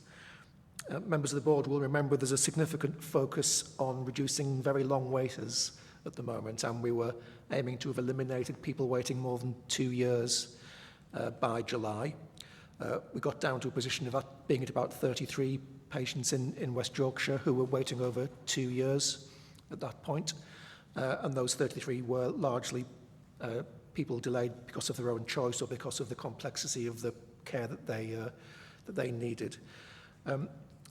The current position, which isn't reflected in the report, but just for the board's information, that at the end of October, based on currently unvalidated data, looks like we're down to low teens. So the position is more than halved again since July, and we're aiming to eliminate that as far as possible in November. However, I should say that the next key milestone, which is to reduce or to eliminate people waiting over 18 months by the end of next March, what we talk about as 78-week waiters. We have been doing pretty well in terms of reducing 78-week waiters, but that reduction appears to have plateaued in recent weeks. And we're now not quite up with our plan as a system. We're about 150 above where we'd expect it to be at the end of October. So just to note, there'll be a continuing focus on really trying to get back on track with 78-week waiters. And there's a longer-term milestone to eliminate 1-year waiters by 2025, and again, we're off target at the moment on that. The West Yorkshire Association of Acute Trusts is leading on elective recovery on behalf of the partnership and has a significant programme of mutual aid and support across the hospitals and continue to work with each other to deal with long waiters as far as possible. Just to note, there was a regional event in York a few weeks ago in October, a regional elective recovery sort of summit or workshop attended by chief executives from across the North Eastern Yorkshire region, clinical leads and others. West Yorkshire Association of Acute Trusts put on a really good show, I think, in terms of demonstrating the good work that they're doing collectively to help eliminate long waiters and tackle elective recovery more generally. And we and the colleagues in Wyatt came out of that meeting with a number of actions to focus on, particularly around aiming to increase theatre utilisation, increase the rate of day case activity, both of which will help to really address the backlogs that we're trying to tackle, and also working more closely with both primary care and mental health services in terms of making better connections for patients as they progress through their waits. So just first of all to note the risks around progress with elective recovery, but also the significant amount of work that's still ongoing. I just wanted to mention in relation to mental health services, and again this doesn't necessarily come out in the published data sets, but we have mentioned this in the narrative commentary, that there are particular pressures around waiting times for diagnostic pathways around autism and ADHD, and workforce challenges across the sector, particularly the mental health sector, but all sectors, I guess, are having an impact on our ability to maintain progress with some of these standards. So again, just to note that the Mental Health, Learning Disability and Autism Collaborative is particularly focused on addressing those waiting time challenges for autism and ADHD. So those are the key things I wanted to highlight, Chair, in terms of particular areas of performance. Obviously, I'll pick up any questions on anything else that colleagues are interested in. I just wanted to note, though, that we had quite a detailed discussion at the last meeting of the Finance, Investment and Performance Committee around how we present this data and the scope of it. I just wanted to note that there is now work in hand that we're progressing to make further improvements to how we do this. And that's particularly in relation to showing how we can look at the impact of poverty and give a clearer focus to health inequalities in the data that we're presenting. Also looking at how we can represent issues around capacity and resilience in mental health services, in maternity and in primary care. And some of today's discussions on primary care have been particularly pertinent to that. We're also looking at how we can link data on performance much more strongly to patient satisfaction and what we know about how patients are experiencing services. So we're looking at how we can use things like our panel of patients and people who are waiting for care to get their insights and feedback on the impact of long waits for them. And we're also looking at how we represent progress with the people plan in terms of the indicators we present in this dashboard. And I've also noted, Becky, the point you made earlier about the discussion last time around how we should aim to use numbers to give a proper sense of scale, even where the standards are represented as percentages. So we will absolutely look at how we represent that fully as we continue to develop the report. Finally, I need to apologise. We omitted the finance information from this particular dashboard. So Jonathan's just going to give a verbal update on the current financial position, if that's okay. Thanks, Anthony. And we will get the sort of pages from the dashboard sent around following this meeting. It'd be remiss not to talk briefly about the ICB and the ICS financial position in terms of where we've got to so far. And obviously, we've had a full conversation through the Finance, Investment and Performance Committee. There are 4 indicators that would have appeared in the dashboard. The first is around financial position, and I'm pleased to report that the ICB and the ICS are both at month 7, which is the end of October, reporting a position that's slightly better than plan in terms of the year-to-date position and at plan for the forecast year-end position. And that's both across the system and across the 11 statutory NHS organisations that comprise that system. The second indicator is around financial efficiencies. We did have a very challenging target at the start of the year as part of our plans to deliver financial efficiencies. We are currently forecasting to be slightly ahead of plan, so more financial efficiencies being delivered than planned, and that's primarily as a result of more risks emerging in year that have required mitigating actions to be delivered. Third indicator is around our compliance with the mental health investment standard, which sees us being required to invest differentially more in mental health services than our allocation uplift. And again, I'm pleased to report that at the end of October, we are forecasting to deliver in line with our ambition, so in line with national target, both at place and across the system. Finally, so all those 3 would be a green as far as the oversight, NHS England's oversight framework is considered. The 4th indicator would not be, and that is about how we are committing our resources against agency costs across the 10 provider trusts in West Yorkshire. Our plan set by NHS England, which was to deliver roughly a 10% reduction against last year's levels, was 99 million. At the moment, we're forecasting spending collectively 113 million. There are various reasons to sit behind that, not least the no reason to reside issue, the staff absence issue, and the prevalence of COVID issue. And there are various actions being taken in organisations and through the collaboratives to do what we can to minimise that spend, but recognising there are some very valid reasons for using that way of delivering sort of safe workforce. So those are the 4 indicators.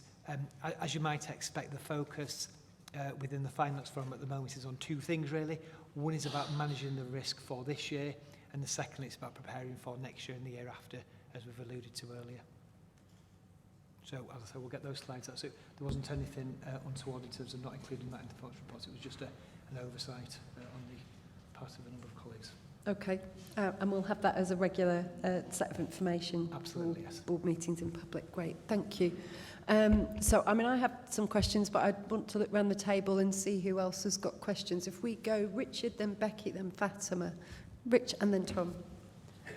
Yeah, thank you, Anthony, for the report. You mentioned ADHD and autism. On ADHD, one of the consequences of the huge waiting time for NHS ADHD assessment is that large numbers of our patients are turning to private providers, often internet providers of variable standard.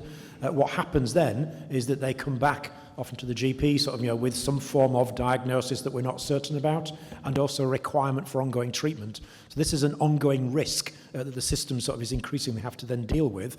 Do we then sort of, refer those patients back into the local system so that they can have a proper assessment or a review of the kite marking of the particular service provider that they've been using? And I just wonder whether there could be some standardisation across West Yorkshire, of trying to ensure that patients do get a consistent approach across the system, get the right treatment at the right time. But we're seeing this particularly for adults now, sort of with ADHD. It isn't just children, so it's very much a growing thing in adults.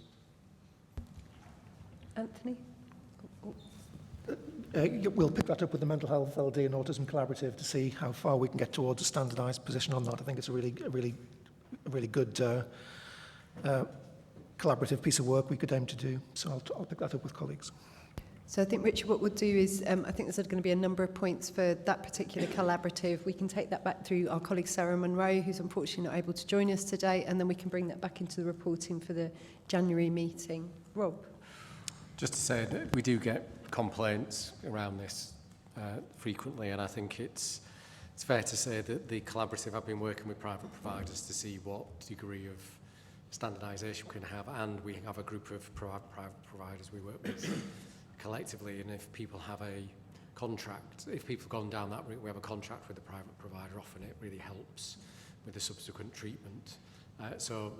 The Mental Health and Disability and Autism Collaborative can take that further, but it's certainly something that we can see popping up in the system. Richard? So we take that as an action. We've got Becky, then Fatima, then Tom. Becky? One comment and then one question. And the comment, I think you might have heard me say before, but I'm always very anxious when we use depersonalising language. And no reason to reside just makes people sound like robots. And actually, these people just want to be home, should be at home, are better cared of at home. So these are people who need to be at home. That's a completely different sort of language than it is about no reason to reside. So just, if we can do something about that, that makes it a little bit more personal, human, and reflects people's real response and our respect for them, I'd be really grateful for that. The second thing is about the principle about all patients treated in clinical priority and chronological order. As we know, a flat offer increases health inequalities, so that if we do that as it stands, then poor people will wait harder. They always wait harder, and we're not addressing that. But the question is that you've then said each of the 5 places supporting specific groups with targeted interventions.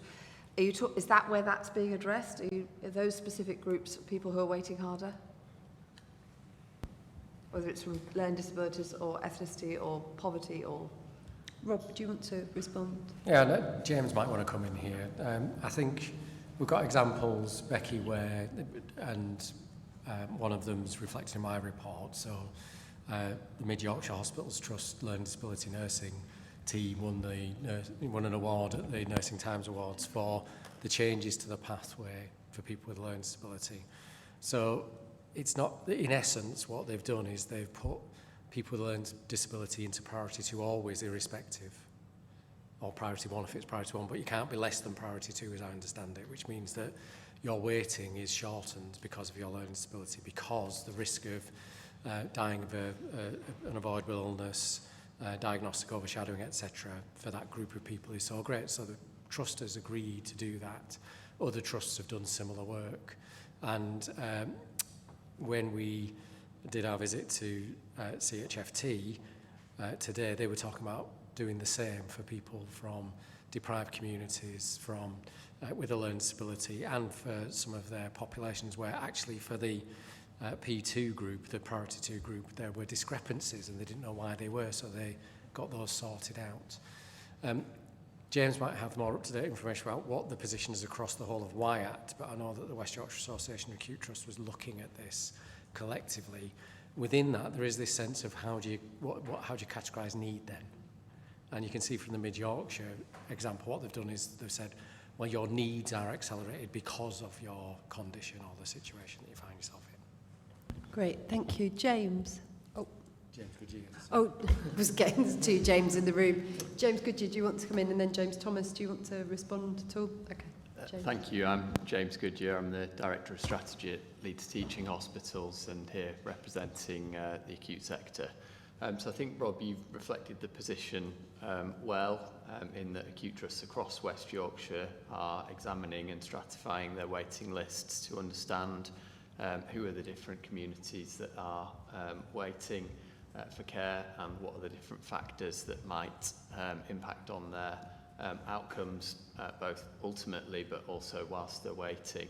And I think the focus has been on how can we understand the needs of people who are waiting for care and support them.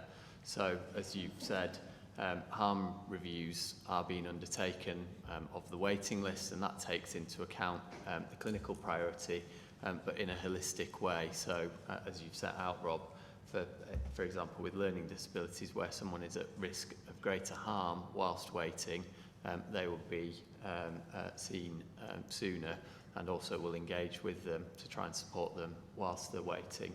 I don't think there is there isn't a sort of blanket approach of if you are from live in an IMD 1 community, then you will automatically be given greater priority than someone in a different IMD decile at this point in time. But the principle is about, I suppose, trying to take a nuanced approach to understanding the needs of different communities within our waiting list, and to try and effectively support them through changes at a kind of local level based on that.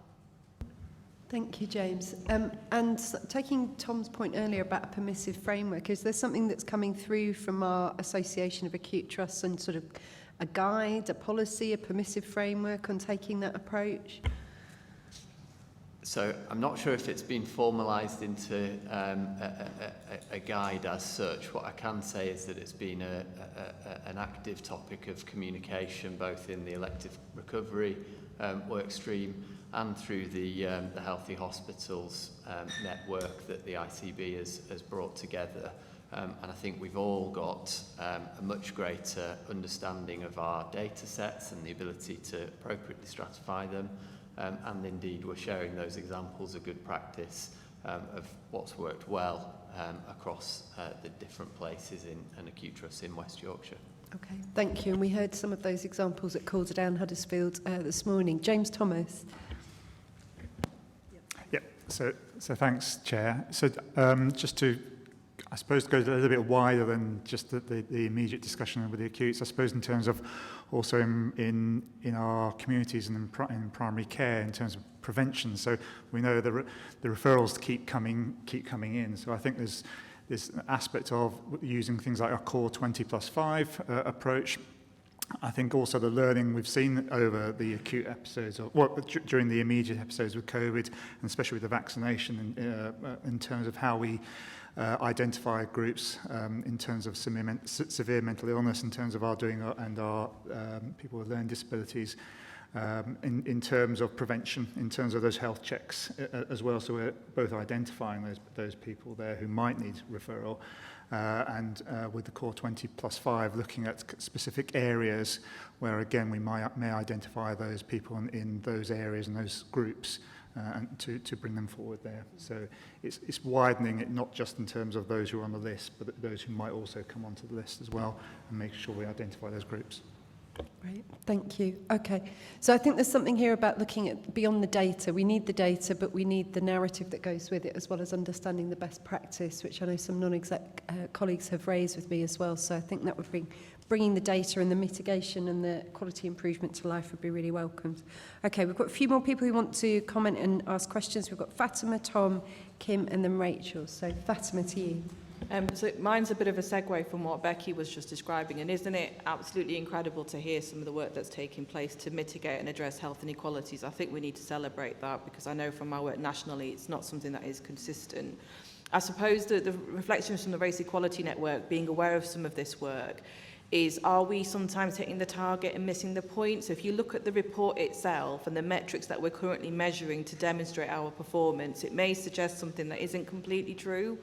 But also, if we are making those proactive interventions that we've just heard, how do we demonstrate that they're making a positive difference? And are there metrics within the report that we could evolve that would be able to demonstrate the impact of the important work that we're having already? Thank you. I think you've got nods around the table as well. That's something perhaps Anthony and Ian particularly you could take away, and the colleagues in public Yes, health we'll can do support. that. Absolutely. It's really, really helpful, Steve. Yep, done. Okay, great. Okay, please keep asking those questions though, Fatima.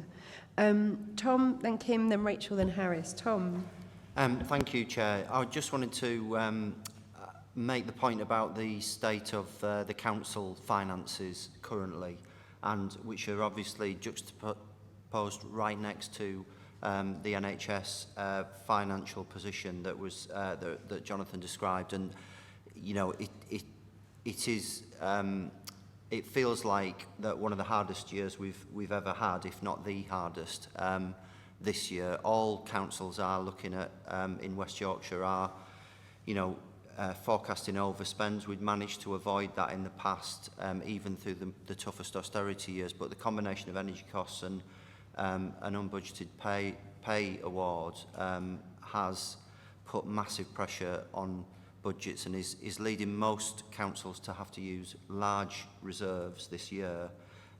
So we're all waiting for Thursday with some trepidation, but there are direct implications of, you know, what's coming and what's happening at the moment in terms of workforce, you know, recruitment freezes, non-essential spend freezes. Some of the work, a lot of the work that we'd call early intervention, which I think, you know, most people, if not everyone in this room, would see as fundamental to the model that we've got on, you know, this whole agenda, are at direct risk. Because they are non-statutory if this goes the wrong way for us. So I just think it's important for me to register that as the local authority lead, and, you know, not for particular discussion or any questions, but I think we need to keep an eye on that and make sure that everybody's aware of it at board level. Okay, thank you, Tom. I don't know, Robin, do you want to give your perspective over from Calderdale? Tom? Just agree with what Tom said. I think it is the hardest year. I think we've been looking at our financial position. I think the collective position of the gap at the moment next year in the published medium-term strategies of each council is bigger than Calderdale's net revenue budget. That's the gap from next April if it doesn't remain unchanged. And we know that there is clearly political debate at a national level about options, and, you know, options of more local taxation is not a good outcome for people in a cost of living crisis, but actually it would be a very partial intervention into the gap. We find it hard, I think, at the moment to see a way through this, but obviously we'll do our best, as always. Okay. So we need to note that as a risk, a reality, and I know that there's lots of discussions going on at place level, having joined a number of place committee discussions as well. So there's an openness and pragmatic discussions going on, but thank you for raising that. Okay. Kim, then Rachel, then Harris. Kim. Thank you. I mean, obviously, just to pick up on Tom's comment, that's petrifying for the VCSE in terms of the impact, because, of course, around this table, it's fantastic to have those advocates who recognise the importance of the early help and prevention, and that we do need to get close to communities and that the sector can do that. But there'll be lots of colleagues who aren't of that same mind as well. So I guess my plea would be for place-based colleagues to work closely with us to find ways to mitigate that. The point I wanted to make was I guess a question a little bit to Rob and Anthony about when looking at that performance and looking at that whole question about permission, ability to innovate versus national frameworks. So I'll talk to mental health because that's the area I know the most, because I know that there's lots of innovative solutions to workforce pressures that would help to address out of area placements, out of the IAPT workforce issues, and in fact there's been examples in the partnership where those have had to be decommissioned because of the national frameworks that's set. And I just wondered what our ability and role might be to go back with saying actually we could hit our performance targets or get closer to those if we were able to be more creative with approaches around achieving that same outcome. And particular to IAPT, I suppose I'd point to our diverse communities, and that sometimes that the models that are put in place don't necessarily account for what our communities need and what we know people are saying on the ground that they need. Thank you, Kim. And that was one of the points I wanted to pick up on as well, around that out-of-area placement statistic. There are lots of people's lives and family lives and carers there. And in talking to Sarah Monroe, our mental health, learning disabilities and autism lead for our board, she was talking more about strengthening the work in communities and community services, and that includes the voluntary and community sector as well. So I don't know, Anthony, do you want to just respond on that? I support your point, Kim. Yes, and I think it's a really, really good challenge, Kim, and there are clearly examples of things where focusing on hitting the standard or the target might miss the point of actually helping people's recovery and meeting their needs. So I think it is something we need, through Sarah and the collaborative, need to look at how we can use the examples of innovation and different approaches to meeting workforce shortages and challenges and some of the other issues that you've touched on to actually help people and make sure that we're properly addressing what's important, not just the constraints of a target. So we'll pick that up with Sarah. Thank you. Okay, and there is something here as we're having this discussion about how we bring this more to life, using the information that our colleagues in NHS England very much want to see, trajectories, certain targets we need to meet, our colleagues across different sectors, but also the information and the outcomes that we would like to see, and the narrative with that on innovation and quality improvement. Rob, you wanted to come in, and then Rachel will come to you. Just to remind everybody that there is a substantial increase in mental health morbidity across the country and in West Yorkshire, and that this is seen across all age groups. Therefore, we need to provide more support in terms of, Tom mentioned early intervention, keeping people well, maintaining their health, which is why our campaigns on things like tackling loneliness are so important. I think if you look at the strategic inputs that are going into mental health services, things like community mental health transformation are substantial opportunities for us to remodel integrated services in primary care. And the conversations we had earlier, we didn't really touch on mental health enough, I don't think. And we must meet people's mental, physical and social needs. The third sector can help with that substantially, as can NHS services and others. The issue often is about the workforce, so we'll need to think about solutions to that. IAPT is, I think we're doing well on IAPT if you look at the numbers, and IAPT is beneficial for people. Half of people recover through IAPT. It's a good intervention. It is very, very prescriptive in terms of the model, but we are able to go beyond IAPT with the resources we've got because of community mental health transformation. Whether we can find the staff and how we ensure that people stay, and how we join that up with the new models of services in communities is the challenge for us. And I think places are doing a good job on that generally, but we do need to keep coming back to the fact that that is part of the agenda. Just as we've said, it's not just about older people when we're thinking about joined up care, it's about kids. It's not just about physical health, but it's about social needs and mental health too. Thank you. And just while on the topic of mental health, something, if Sarah was here, she asked me to reflect, was about training and education for health and care workers, that actually she's pleased to see that there are more ambulance service staff, for example, having mental health training, which is enabling them, rather than losing a mental health specialist nurse in a service. In fact, it's actually making mental health everyone's business.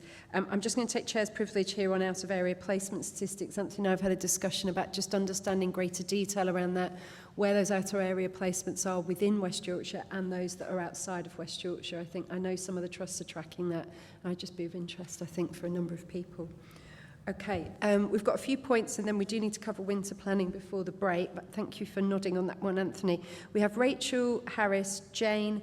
When we come to you, Karen, I'd really welcome Flo and how we're working with the ambulance service, I hope. And Michelle, would you just comment on maternity safety before we finish up on this item as well? That'd be great.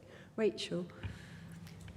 Thank you. I just want to support Tom and Robin, and with my corporate director of resources hat on, I've just come out of a meeting where we've really talked about some of the tough challenges that are going to, and really difficult decisions, I think, for all of us. And the VCSE very much is one of those where we need to make sure we can keep the system resilient. I suppose just on a more practical level in terms of the performance report, I totally agree with Fatima about missing the point when you look at inequality and how that can be masked sometimes in how you present data. And I know you said that the committee is working on that. I absolutely accept it's a work in progress, but I do wonder whether there's an opportunity to look at the interdependencies between some of these measures, to look about where, if we solve one, we create a problem elsewhere in the system. And I think it links back to the point about, you know, some of the social care pressures that are inevitably going to just get greater and greater.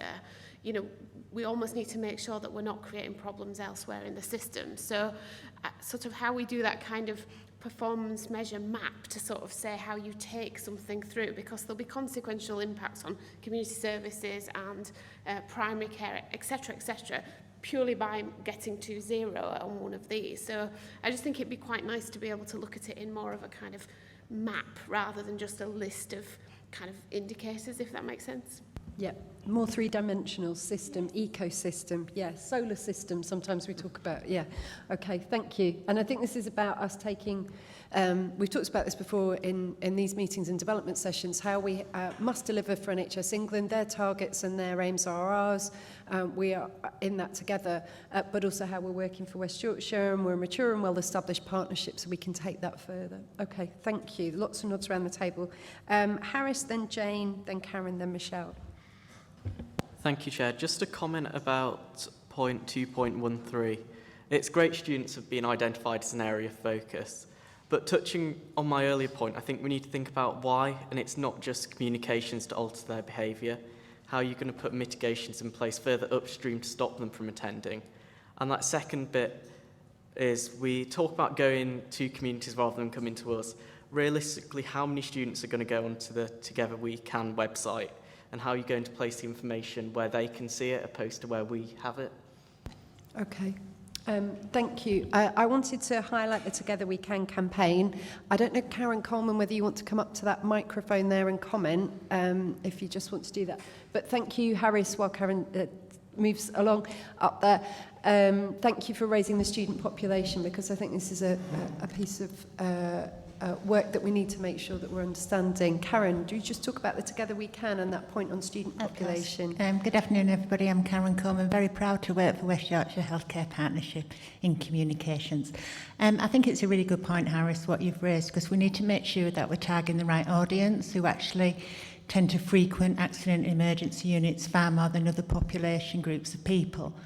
So the work that we're doing at the moment around Together We Can is very much focused on young adults 18 to 25, because we know that people who live within a 2-mile radius, and if they're particularly in that age group, tend to use A&E instead of maybe contacting a pharmacist or going to their own GP. And we know that from insight and work that we've done with Health Watch. So that's very much being built from behaviours and all the findings from that piece of research. And that research was also done in streets, on corners, in A&E rooms and all over the place like that. I think the other big target group that we know is families of young children, and that's where we've launched the website around Healthier Together. And that information is so great because it's produced by clinicians, and they know obviously all the safety messages that we need to get across to keep families safe and well. And so our big Together We Can winter campaign this year is absolutely targeting them, predominantly them 2 target groups of people. And it's been produced in partnership with all our local places. So that is our West Yorkshire winter campaign, if you like. We'll add vans out and about. And I think we tend to think we'll put ad vans in accident emergency unit car parks or hospital car parks. But actually where we want to see them is at Christmas markets, out and about in the streets where large groups of communities, families are. And then also we're doing Spotify. I don't know if any of you download Spotify, I don't. But anyway, we're going to be doing something on Spotify and also Heart FM. And of course, again, we know that's what young families listen to, and that's what we know that young adults actually like Capital better, I think, don't they? But there was some crossovers with them. We've only got a limited budget. I think the most important thing as well we'll be doing is targeting social media. So lots and lots of things going on, and we'll be evaluating that. And I'm very happy to bring back a report if that's helpful. Thank you very much, Karen. I really appreciate that. So, Harris, I hope that's given you a flavour of what the plans are. Okay. I just want to get through and make sure colleagues can comment and ask questions. So, Jane will come to you, then Karen, then Michelle, then AC. Yeah, thanks, Kathy. I just really wanted to go back to some of the sort of financial pressure conversations that have been raised. alluded to it. And you know, obviously in future we'll have sort of finance section to the performance report. And I think previously we've talked about the work of the finance network, and clearly the position gets reviewed through Finance Performance Committee. I think it would be helpful recognising the scale of pressure that's already in the system, the scale of pressure that Tom's alluded to, Robin's commented on in terms of our local authorities, and what may come later in this week, that whilst, you know, we really appreciate the effort of the places to manage their resources as much as possible, I think as a board, you know, getting, when reporting does come forward, having a clear sight of kind of how the challenges that and choices that people are making in that space, no doubt trying to do the right thing, but I think we should sort of across the system have a view of that, and just be, you know, be able to feel confident that the right choices, or whether there are other things that we want people to look at, have the visibility of that at board meetings going forward. Please. Thanks. Thank you, Jane. I think that oversight, that scrutiny, and also understanding the consequences of that prioritisation and decision making. We can take that forward, Rob. I was just going to comment that I think it's important for us to take stock after Thursday. So the health system is forecasting, through some significant and strenuous efforts in every place and in every institution, to deliver its plans for this year. If you read the media, that isn't the position in many integrated care systems. So we're doing well, I think, because of the history of collaboration and because of those efforts. If we do not receive any changes to the settlement, the cost of living, energy and other pressures on our system will be acute, and we'll be looking at substantial additional efficiencies above what's beyond possible to deliver through productivity, and therefore we'll have to make changes. I think the conversations around planning for next year, therefore, need to be joint with local government, and we need to bring a report back here, I think, about those choices, Jane. So I think the action really is to make sure that through Ian and the team and through council colleagues, we're doing that joint planning in response to Thursday. Thank you, Rob. That's really helpful. Jane was very happy to hear that. Okay, now we're going to go to Karen, Michelle, AC, and then Hannah. Karen. Thank you. And I had put my hand up to talk about flow, so it's a good job, really, isn't it? Great minds. I was reflecting on what Becky said about the language and talking about discharge to assess. So in the discharge work stream, which we talk about flow, we don't talk about that. We talk about home, and we talk about, we've got a chap called Fred, who we are very focused on about how we support him, and that this is not about just for Christmas or the winter.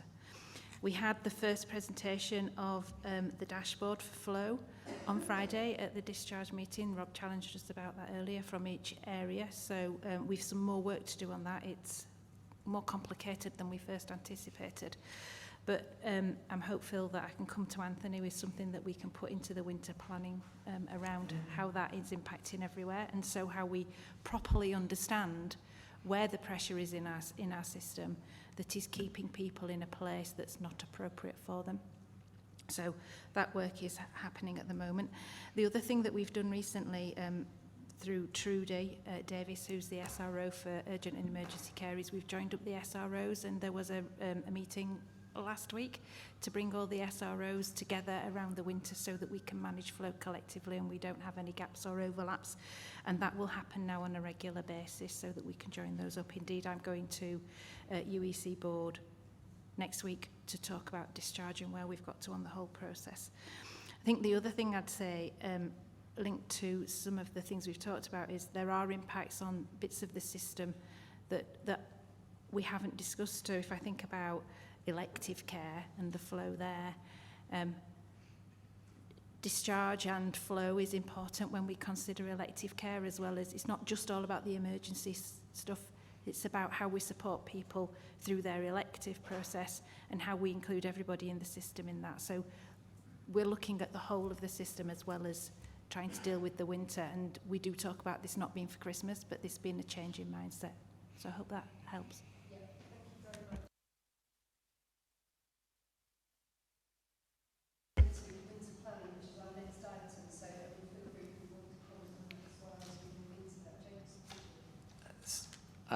really support the sentiments expressed by both Becky and Karen.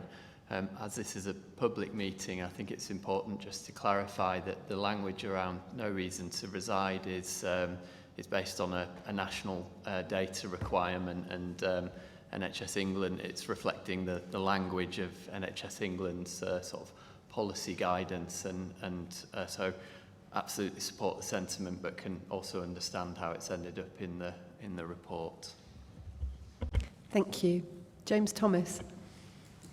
Yeah, no, thanks, Chair. So I just wanted to add in terms of, I suppose, in those discussions with Flo and Karen, thank you for also talking about elective care in that as well, because it's all mixed in terms of a patient's or citizen's journey in terms of their care, whether it's urgent or not.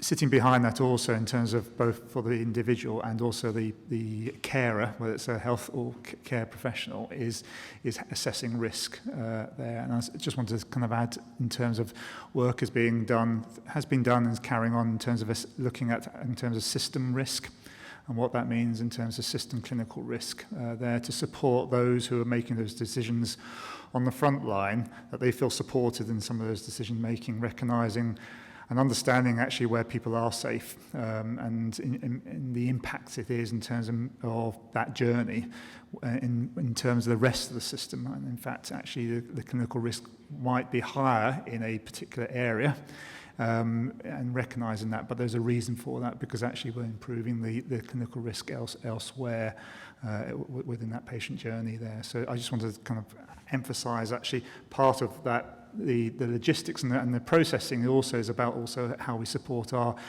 clinical and care professionals in making those decisions and recognising the risk with that and how we support them. Great, thank you, James. And I hosted our first council leaders, health and wellbeing board chairs and health provider chairs session a couple of weeks ago, and there was a big theme around shared clinical risk as you try and work to achieve integrated care. So thank you for talking that through. Okay, Michelle, could we just come to you on the maternity safety point in this report and the corporate risk register as well? Yeah, just picking up on Karen and James's point, so the other bugbear, I think, as well as no criteria to reside, is also medically fit for discharge. So completely share people's comments about what's in the performance report, but each place is working very hard at putting the person first and trying to get our language right, just to give a bit of assurance. I'm going to just start and I'm going to hand over to James, who might know a little bit more about the maternity programme as our token midwife, not James. So in terms of the maternity risk register, there are a number of places who've raised their concerns around recruitment and retention and continuity of care. That's in the report that Anthony has presented. Each place is doing a lot on recruitment and retention. I think continuity of care, i.e. a mum to be being guaranteed the same midwife, people are really struggling to do that. So places have escalated that to Bev and to the system quality group, but also to the maternity programme for help. So I think James's point about how we have conversations around that shared understanding and management of risk is really well made in that continuity of care bit.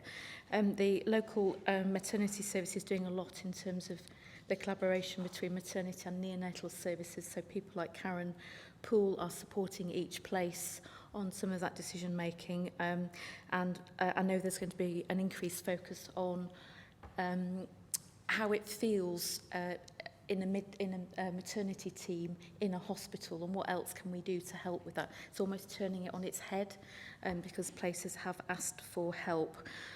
Final point from me is that each of the places, as well as the West Yorkshire programme, are also beginning to look at the links between cost of living, poverty and maternity outcomes.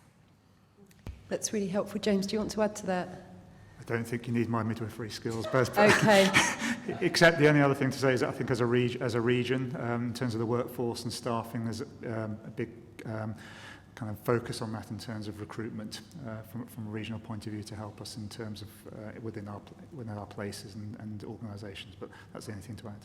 Okay, thank you very much. We'll continue to have an eye on that as well as that's coming through. And it may be, Becky, I know you have the non-exec remit. It may come through in Quality Committee for us as well as through places. And another theme there around responding to the cost of living crisis, particularly in supporting our health and care colleagues at this time. So we've got AC and Hannah. I can move us in also into our winter planning document as well. So if anyone's got comments on that, and then we'll take a break. AC.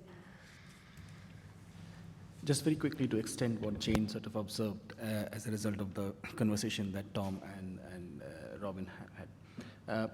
Is it worth sort of capturing that as a key risk in the risk register, and how do we escalate through a sort of upward chain? Because what to NHS England, that there is a significant risk as a result of that in terms of how we can deliver what you are trying to optimize the system flow because of the pressures in urgent social care. I agree with you. Sorry, and I was trying to make that point earlier as well. I think we need to record this as a system risk. How do we escalate upwards? Rob? What action do you expect to... What action or permission are you seeking in escalating it? I'm just wondering, given the pressures and the regulatory requirement to deliver some of those targets, performance targets, it's balancing those two sides equally. When you've been asked to do something and you have been squeezed out of the resources that it's needed, not just from NHS but from also. So it's sort of making sure that that's acknowledged and perhaps having a conversation in terms of those performance targets in the first place. So we've got really good arrangements through Anthony into NHS England, and the benefit of having the model that we do is that there isn't any kind of negotiation over what the data's telling you or what the situation is, because there's a single version of the truth, and then it's very straightforward to escalate or discuss how we're managing some of those risks and making some of those choices with regional colleagues, and to think about what the consequences might be from a regulatory perspective. So we can cover off with NHS England as a regulator in quite a straightforward way some of the choices we're making. We've got good relationships with people like the Care Quality Commission, so we can do the same there. And I think the more that we get into the kind of conversations that James was describing earlier, which have come out of some of our place workshops, where we're saying how do places operate at levels of risk in concert, so that the care homes, domiciliary care providers, the practices, the mental health providers, the acute providers all understand where the risk is currently sitting, and the risk is equalised rather than all sitting in one place. So I think we've got a really good set of arrangements for having those conversations. And what we need, and I think do have, is strong places to be making those decisions in the operational moment. And as a board, I'm more interested in what we're trying to do then strategically to make sure that we have more sustainable systems into the future. Yeah, thank you very much. Okay, Anthony, I'm really conscious of time, colleagues, so if you have comments, could you be brief? Yeah, just to add to what Rob said, and this actually links into the winter thing quite well, one of the other opportunities we have to collectively address the kind of risks that we're talking about include things through like the peer sort of support and challenge opportunities. So we'll talk a bit about the Leeds Summit on Discharge in a minute as part of the winter work we're doing. And so that's not an escalation upwards, but it's an escalation, if you like, collectively to deal with challenges we're facing.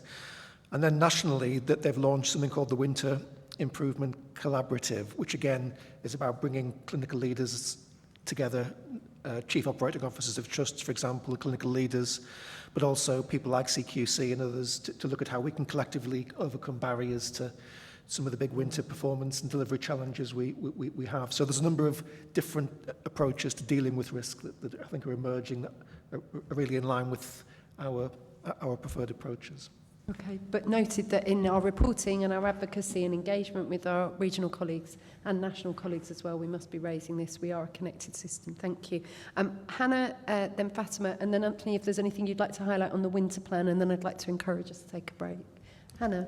Just very quickly, I suppose the things that we've talked about before, but with both the risk register and the dashboard, is that like you said, Kathy, it's not just about NHS targets, about what's important to us, but it's also about what's important to people and their experiences and what people have told us, particularly through the long-term plan, but all the other engagement we do, and just going on. And we talked about trying to develop that around the dashboard metrics, and we did have a go actually around the GP, but the data wasn't there, so that's more work that we want to do around it. But I suppose it's always thinking, and what does that mean to people, and what's the risk to people, isn't it? And then particularly around the mental health, you know, I think that's often the number one thing that people talk to us about, as well as GP access. So, you know, there's just something around finding the right metrics and the right description of how it is for people around mental health, particularly in terms of accessing mental health services. Thank you. If people want to volunteer to work on this together, I think to get the right kind of version for us, we've got a few people and organisations to serve and report to, but it needs to work for us as a board and as a system. So I won't pick on people now, but if anyone wants to come forward to help with that, that'd be great. Fatima, have you got a brief point? It's regarding the winter planning paper. So do you want me to wait, or are you happy to make it now? So I think this is a really comprehensive paper that really demonstrates robust, integrated ways of working. I just wondered whether it demonstrated enough learning from some of the things we learned during COVID, so that way of using the right influencers, the right conduits to amplify really important messages. I was just thinking of some of the reflections that Karen was sharing, for example, and also some of the work that we're supporting Karen to do with the discharge and really utilising the carers in our community who can support effective discharge, admissions avoidance, and support people to prevent deterioration, and that proactivity of going out into community venues and ensuring that people are making informed choices about their care. So what I'm trying to say is I think it is something that we're already doing and thinking about, but I don't know whether it's as strong as it could be. And then the other bit, which I hear quite a lot, is the data sharing. So, for example, we've used a lot of voluntary community sector organisations during the vaccinations and the influencing work, but a key enabler in that was sharing information. And I just wondered, when it comes to the winter planning, are there things we could weave in to really support that? Thank you, Fatima. That's really helpful. And that extension of a shared care record, which I know we're doing well in some places and other areas we need to improve. Anthony, do you want to respond to that as well as sort of give us an overview on the winter plan? I will. So just more, I'll pick up Fatima's points in the context of just a brief summary of the paper. So this builds on the report received in September, which set out our broad approach to winter planning. It sets out this kind of system actions, mitigations we're progressing to address the winter planning priorities. I think Fatima's point's a great one, actually. The report doesn't really draw out the learning from COVID experience in a way which I know is actually being incorporated into the work. So we'll note that, and we'll make sure that that's given a stronger focus as we bring back future reports. The report also notes that since the September paper, there's been further national guidance that emerged in mid-October around enhancing our winter plans. And I think that's really nationally recognising and anticipating just how challenging winter is likely to be, to state the obvious, you might say. But we are now addressing additional requirements, including, for example, the need to have 24/7, 365-day system coordination arrangements in place at ICB level. So we're looking at how to implement that at the moment. And that, again, would depend on the kind of information sharing that Fatima's touching on as well. So we're looking at solutions at the moment to how we can have real-time information shared across our organisations and systems to support that. So I won't touch on any of the detail of the actions we're taking. Colleagues can raise any questions if you'd like to do that. In terms of the progress we're making, the board assurance framework had a set of 36 actions in the UEC action plan that we're expected to undertake. You won't be able to read the annex, I don't think, in the papers, but there's a spreadsheet which is based on, if colleagues actually do want to see the detail. What it shows is that 11 of those 36 actions are fully implemented, and we're making progress on the others. And that actually puts us ahead of our neighbouring systems across the region in terms of progress at the moment. So just to note, that's ongoing work on that set of actions. On the metrics in the board assurance framework, you remember there were 6 metrics that against which our progress has been measured. October is the first, end of October is the first sort of measurement point for that. And of course, we don't have official published data for October, but just to note that the management data we have suggests we are in fact off trajectory on all 6 indicators. Which again, I think it just demonstrates just how much pressure there is in the system and how much of a challenge we have ahead. So just a note, we'll actually come back and look at the data once it's published, but we are off our agreed trajectories as things stand. Kathy, before the meeting you asked if you can give an indication of what we think the key risks are that places might want to be escalating or considering around all of these issues. And I suppose I would suggest that the key risks that underpin all of the winter mitigations we're trying to put in place are around workforce capacity, and that's come out in a number of the conversations we've had today. They're around system flow and the ability for people to be sent home and discharged from hospital in a timely way in particular, and the challenges around maintaining elective activity through the winter. And again, we've touched on that in the context of industrial action, other challenges. So I think those are the areas that we're particularly focused on in terms of the significant risks that we need to collectively address. It may be that place committees will want to be thinking in particular about how well partner organisations are working around things like system flow and escalating and highlighting any particular issues or challenges there that we might be able to bring collective support to. We touched on a few minutes ago that the kind of approach that's now emerging from the fact that our colleagues in Leeds escalated a particular risk around system flow and discharge, and that led to if you like, a peer support and challenge type discussion with colleagues from across the system, and the opportunity to apply peer support in terms of ongoing actions. We are looking now at how we build that approach into our broader mutual accountability arrangements, and we'll be discussing, in fact, at the system leadership team tomorrow how we might build on that experience to address other sort of wicked issues or significant challenges through that kind of peer support approach. So just to note, that's an ongoing piece of learning from the approach to winter. And finally, just to mention, we are going to make sure we are in real time capturing the learning from the actions we're taking. We'll bring back a learning report to the board next year in the summer, before we get into next year's winter planning process itself, just to make sure that we're capturing that. So I'll stop there, Chair. Great, thank you very much. I think it's really helpful, and we know aims to increase resilience, working to timely discharge and better support of people at home, which is what Karen was talking about earlier. Jane? Yeah, thanks. Thanks, Anthony, for the paper and the update.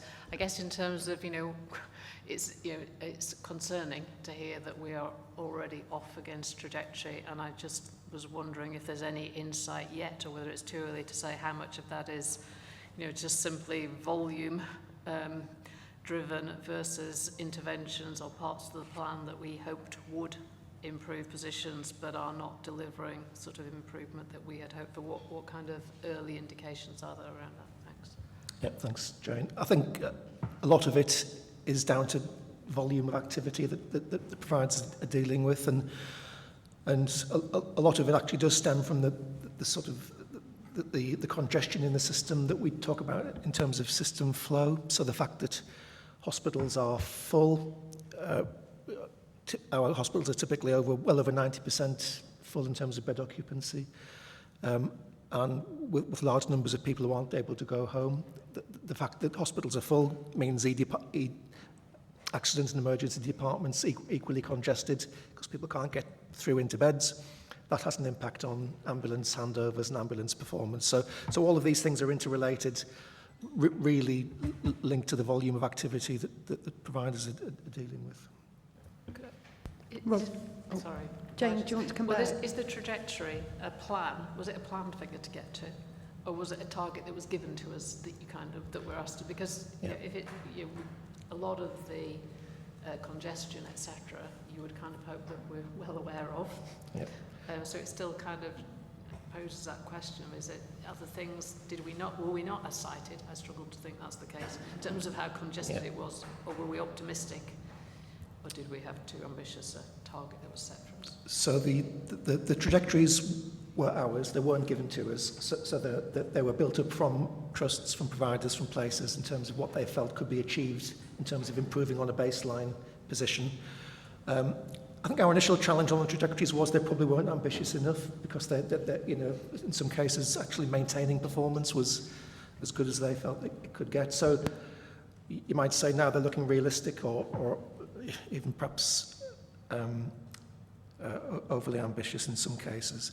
We still think there's work we can do to get back on track in a number of areas. So we're not giving up on those trajectories in any way. And there's a lot of collective action across the system to really focus on what we need to do, and that's reflected in the UEC action plan and in the wider work of the UEC programme that's underpinning that. Okay, thank you. And there's a suggestion for places to have oversight of this, which I'm sure they're already doing, but linked to that board assurance framework, which is an operational one for winter, separate to our strategic one, and also that we have our finance and performance committee ourselves as well. James Goodyear, did you want to come in? And I think Rob, you wanted to respond, and then we'll take a break. Thank you. Just to reinforce some of what Anthony was saying, and I suppose that's some specifics for Leeds, it's absolutely about congestion in the system and our inability to manage flow effectively due to a complex set of reasons. So as Anthony was saying, we have high numbers of people who are either awaiting assessment or awaiting onward care in another setting.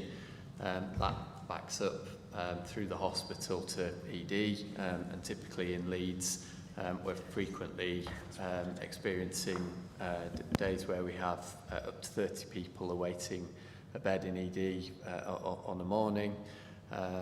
And the reasons for that are complex, and we've been working really hard with system partners in Leeds to address some of those issues, but they're also dynamic. So it reflects the sort of, I suppose, complex adaptive nature of the system, and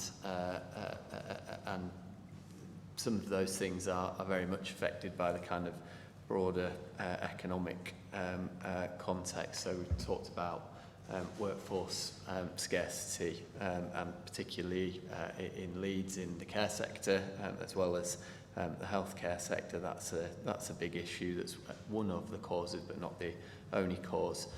The impact of the increase in energy bills is significantly affecting both the statutory bodies, but also care home providers who are seeing significant increases in costs, so on and so forth. And these things all interact to mean that there's not a sort of silver bullet answer to this issue.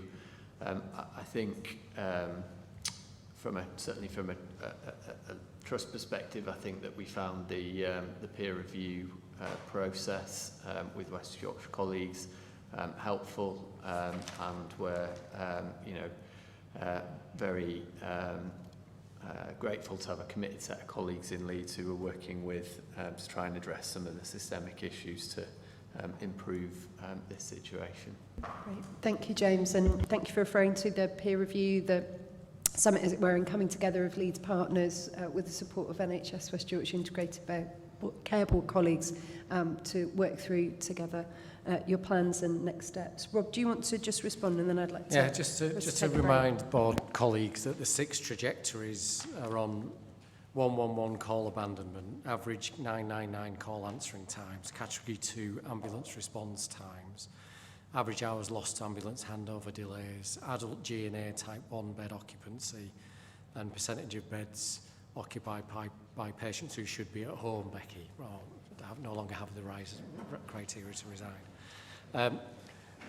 There's a couple of things to say about that list. First is that it fundamentally requires the ambulance service to be able and capable to deliver on three of them, and interface with hospitals in a way which allows them to do the 4th.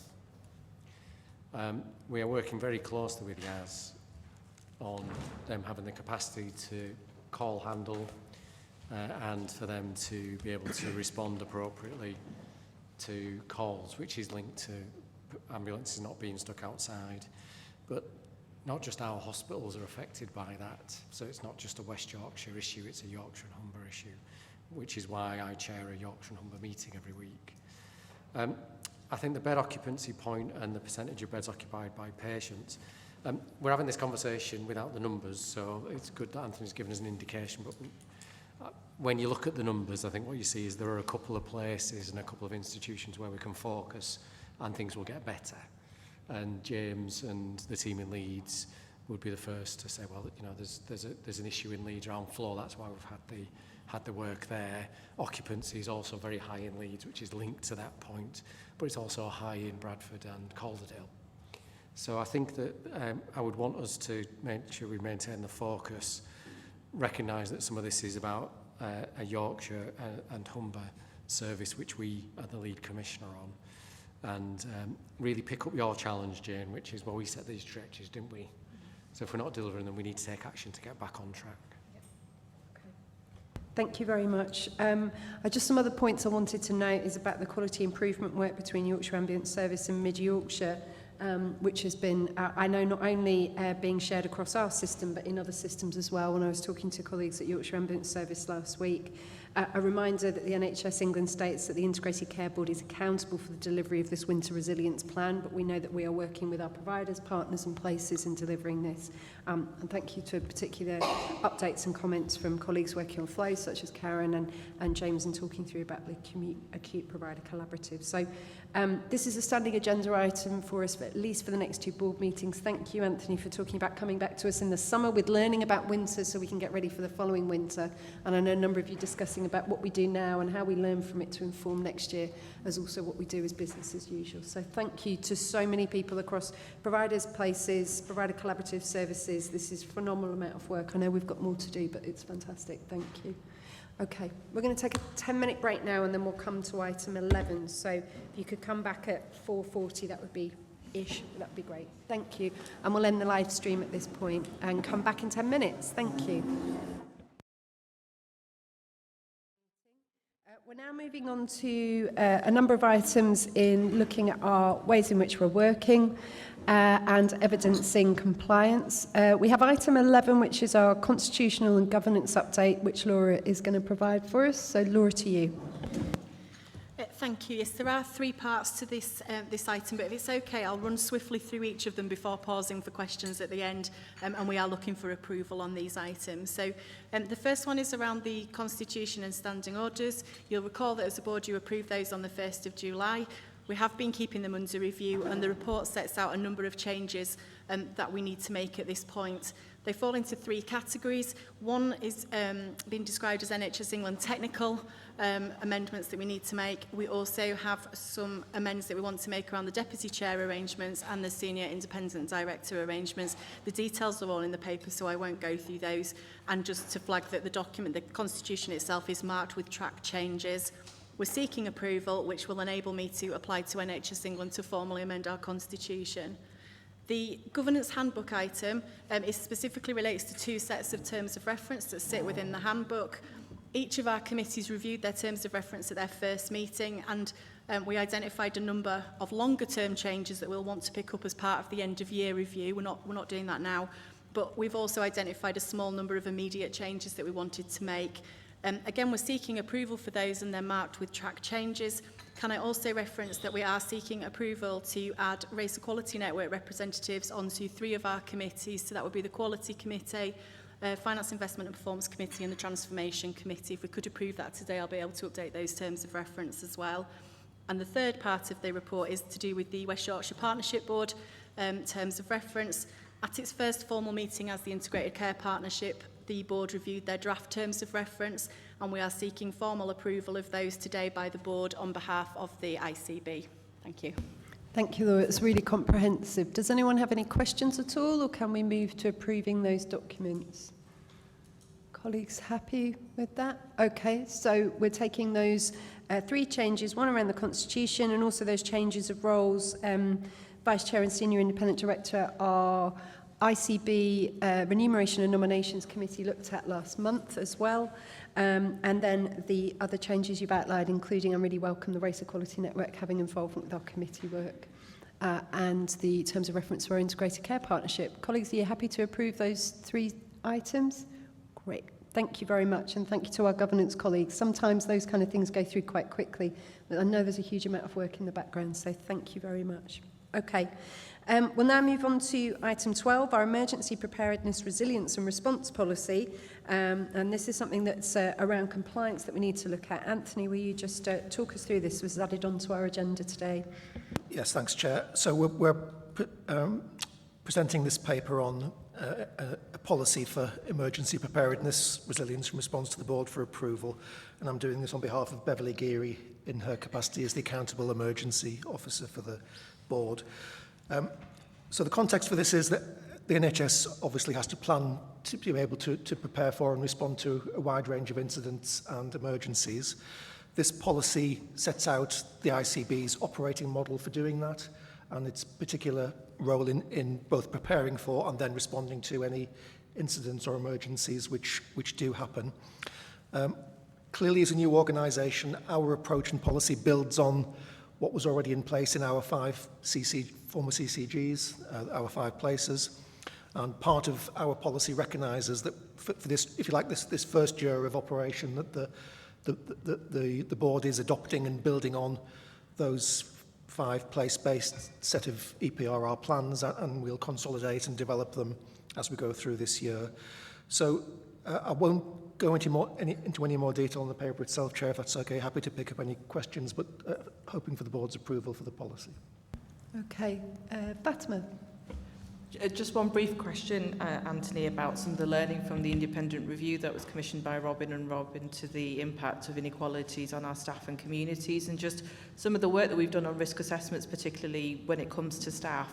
Will some of that learning be incorporated? Because I think there's some really good stuff that we could lift and shift. I think that there will be a great opportunity to do that. I have to say we haven't consciously proposed to do that, but I think it's a really helpful question, so we'll pick that up. Thank you. Anyone else? Any comments, questions at all? Okay. Are we happy to approve the policy? Great. Thank you very much, colleagues. And we also note that emergency preparedness, resilience and response is also included in our risk register as well, which I know contributes to compliance as well. Okay. Thank you. So we now move on to item 13. This is about giving foresight to the board into our next financial year, which I know Ian and Catherine, you want to share some points with us, as well as we've had a report in advance. So Ian. Yeah, thanks very much, Cathy. So the context for this is that there's an expectation from April next year that integrated care boards will take on the commissioning of some primary care services, so community pharmacy, community optometry and dental services from NHS England from next April. This is consistent, broadly speaking, with the Health and Social Care Act, and the idea is that if you give systems whole population budgets, it gives them a better chance of joining up and integrating services to meet people's needs. So it's a direction of travel I think we're supportive of. As Cathy said, we want to give you a heads up of this now because we'll be bringing something back in March where we'll be asking you to support the process and approach that we're taking to receiving these services from NHS England. There's 2 aspects, I think, to this work. The first one is around how we are doing the appropriate due diligence work around the money, around the contracts, around the governance arrangements, so that when we receive these services, we are receiving them and are able to discharge our functions safe and effectively. And the second aspect is around, do we really understand the service issues, and do we have a plan in place to address some of the challenges around the service issues that we're aware of. And you know, as we all know, I think this is particularly pertinent to the conversation around dental services across West Yorkshire, which is an issue in West Yorkshire and it is an issue nationally. So in relation to the first aspect of that around the due diligence, we've just set out some of the key risks and mitigations in paragraph 3.2. There's risk around workforce, particularly the NHS England staff transferring across. We've received assurances from NHS England that we'll receive the full team, but clearly that's in the context of a organisational change process in NHS England and a recruitment freeze in NHS England, and how we get assurance around those staff coming across and how we support those staff so they feel like they've got a good place to come to is something that's really important and is a key risk. The second one on capacity is kind of the flip side of that, where we need to be able to work as a system in places and through programmes to integrate ourselves with these functions and provide a sort of a commissioning approach that leads to service improvement. The third is a specific one around complaints and the capacity that we need to deal with those and develop appropriate sort of quality responses on those things. And the final one is quite a big one, which is around are we confident that there's financial resources being transferred so that we can commission a service to a standard that we're happy with. And these are risks that have been identified by all ICSs, particularly the large ones in the north, and we're working through a process with NHS England to mitigate those. I guess the second thing is that it's the service issues too. So we know that there's significant access and inequalities issues with dental services. We know that things aren't going to be better miraculously by the 1st of April, but we know that we need to be ambitious in terms of what we can achieve over a reasonable timescale. So doing a lot of work on this as well with colleagues in the other ICSs and with the NHS England team to really kind of develop a plan and think about the art of the possible around what we might do in dental to improve things over a reasonable timescale. Section 5 talks about the sort of the operating models and the conversations that we've had today. We're proposing that the optometry and pharmacy teams continue to operate at West Yorkshire level, and that the dental team continues to operate at Yorkshire and Humber level and beds into sort of the ICSs. This is purely to keep the team together and maintain critical mass in terms of delivery of the service. So that's kind of it in a sort of a nutshell. I guess we'd like your support around those proposals for the operating models, so the first two at West Yorkshire and dental at Yorkshire and Humber level. In terms of the recommendations, we'd like you to note that this work's happening, and that we'll be coming back with a further paper requiring a decision. We've proposed 3 sort of key tests, if you like, for the board. The first one is around full transfer of workforce. The second one is around sufficient funding to commission the services to a satisfactory standard. And then the third one is around understanding the service issues and the contractual flexibilities that might be available to us to tackle some of those service issues. And that's it in a nutshell. Catherine, is there anything that I've missed or anything that you'd like to add? No, thank you, Ian. Just a few points in terms of assurance to the board. A couple of tools that we've been recommended we use through NHS England. So that's the pre-delegation assessment framework and the safe delegation checklist as well. And both those tools have really enabled us to really understand the barriers to delegation and really help draw out some of the risks and some of the mitigations that we might be able to put in place in respect of that. So that's just in terms of the board assurance. Just a couple of other things around the design principles. We developed design principles as part of the transition for primary medical care. Those design principles will be used as well to develop and determine the layer of scale in terms of the delivery of functions and where the decisions will be made as well. So again, just helpful to recognise that those design principles are in place. And just lastly, we've talked a little bit already around community pharmacy and around really thinking about how we enable the sort of, bringing in these functions into system level, and really just want to kind of again point out to the board around the opportunities to maximise on this. How do we develop those services better? How do we, deliver, how do we become more than the sum of our parts really in terms of really drawing on the expertise, the partnership, the working to be able to deliver and address health inequalities and some of the other benefits of bringing these services into the system. That's all, thank you. Great, thank you very much, Ian and Catherine. Does anyone have any comments or questions at all? This is about having foresight together as a board. Karen, and then Fatima, and then Hannah. Thank you, and this might be a proper dumb question, so bear with. You talked about some hurdles or barriers, or I suppose I'm thinking about, I'm putting my community services sector hat on, I'm thinking about the services we provide to people with learning disabilities, for dental particularly, and the health inequalities issue in that. What happens if we don't meet those hurdles? Are there some measures that we're going to use to say, well, what's the amount of variation or give we're prepared to accept in that, and so what if we can't? I know it's a really thick question, I'm sorry. When you mean the hurdles, you mean the 3 tests? Yeah, sorry, apologies. So I think So I think the first thing is that we need to do the work to see where we are on those three things. I think if we are then not assured that those criteria are met, it would probably inform a conversation with NHS England in terms of what we might do together on that and what that might lead to. And if it was a finance conversation, presumably it would be a discussion between Jonathan and the regional team. If it was about service, understanding service issues and flexibilities, it might be a different conversation with a different part of it.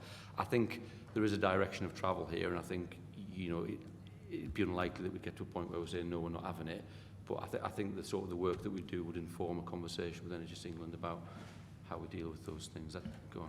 So is that then, therefore, us setting our stall out as well about being very clear about understanding what we're accepting, the risk we're accepting, the gap we're accepting, and therefore the time it will take us to correct the inequality that we're facing? Is that the position? Exactly right. Thank you. Exactly right. Great. And I think, Ian, if I understood correctly, this is why we have decided to go April 2023 rather than April 22 in taking on this commissioning? Yeah, I think, did anyone go in April 2022 in the end, Catherine? I know there was some talk of it. It was July 22 was the earliest, so there have been other ICBs that have taken on that responsibility, and there is lots of shared learning from those ICBs as well, both around the risks and also around the service development areas as well, of which we can learn from. That's great, thank you. That was one of my questions, which systems can we learn from? And I know one of our neighbours, Greater Manchester, has gone ahead and we could learn from them as well. So, Fatima. No, I was pointing to just say that. Oh, thank you. Okay, so we'll go Hannah, then James Drury. I suppose just to say it would be wrong to have a dental discussion and Health Watch not say something, but we have got considerable insight around people's experiences that can hopefully inform some of that service. And also the art of the possible as well, of ideas around that. So really happy to be part of that work moving forward and making sure that people's experiences are at the centre of it. Thank you very much, and I know you already have insights you can share with us as we're looking ahead. Okay, James Drury, then Richard. Really welcome the plan for a safe transfer of commissioning responsibilities. I think this is good. The opportunities though are around how we involve these partners in the partnership, and I guess the opportunity around community dental might be one of the things that you might want to prioritise, because it's something that we could operate effectively at the scale that we are and make a difference on inequalities. As a place partnership, we really welcome the chance to talk through, well, what does that role look like? I see that mentioned in the paper, and in particular it'd be useful to have some common frame of reference about how we involve, for example, community pharmacy, neighbourhood teams and in our place partnerships, without trying to pull limited resources 5 ways plus a 6th way in the middle, and make it a sensible arrangement that makes the most of those partners being there. Great, that's helpful. Maybe Ian, before we finish up, maybe some, as Anthony did earlier, about considerations for place committees, perhaps in looking ahead, that'd be great. Richard? Yeah, no, I think this is something we clearly have to do. I think the paper highlights the massive risks, particularly around the dental services. Linked to that, I just wonder how proactive we're going to be at trying to identify that unmet need, particularly when large numbers of the population now just assume they have to go for private services, and that's what they've done as default, when they would much rather access a good quality NHS service, and whether we're going to actually actively seek those people out, or whether we're just going to assume they're going to carry on with a private access service and then focus on sort of the remnant of an NHS service, which I think would be a mistake. Thank you, Richard. We'll go to Mel and then we'll come to Rob and Ian. Mel. Yeah, thank you, Chair. Really welcome the paper, Catherine and Ian. And I just wanted to highlight 2 things, if I may. The first thing is, I'll be honest, at our Overdue Scrutiny Committee, we get a lot more conversation and concern raised about access to dental services than we do general practice services. And I just wanted to share that there is a lot of anxiety amongst our local public, and I'm sure that's echoed across West Yorkshire around this. So I think what we need to appreciate and accept is that we're going to need to do a lot of investment in the improvement journey if we take on this ask around dental services for April 23. And we have got some learning across all of our places around the additional capacity needed when we took on the general practice commissioning function from NHS England. So I think a plea from me would be kind to Catherine and other colleagues that are coming over from Yorkshire and Humber, and the team, because it will be quite tight, and we will probably need to invest in additional transformation capacity to meet all of these expectations from everybody really across our places. And the second point I wanted to raise really was in terms of the service and understanding the service changes. I would imagine a lot of our overview scrutiny committees would want to be involved in those conversations. Last week we did have a really productive conversation at ours, but I think we need to bring in that audience as well as our stakeholder groups. So I just wanted to highlight that. Great. Thank you very much, Mel. And perhaps with our Integrated Care Partnership meeting coming up at the beginning of December, there's maybe something we can highlight there as well. We know that elected councillors receive information, complaints, feedback on community dental services alongside Healthwatch, so I think there's something to inform them as well and have input. Okay. Rob and then Ian.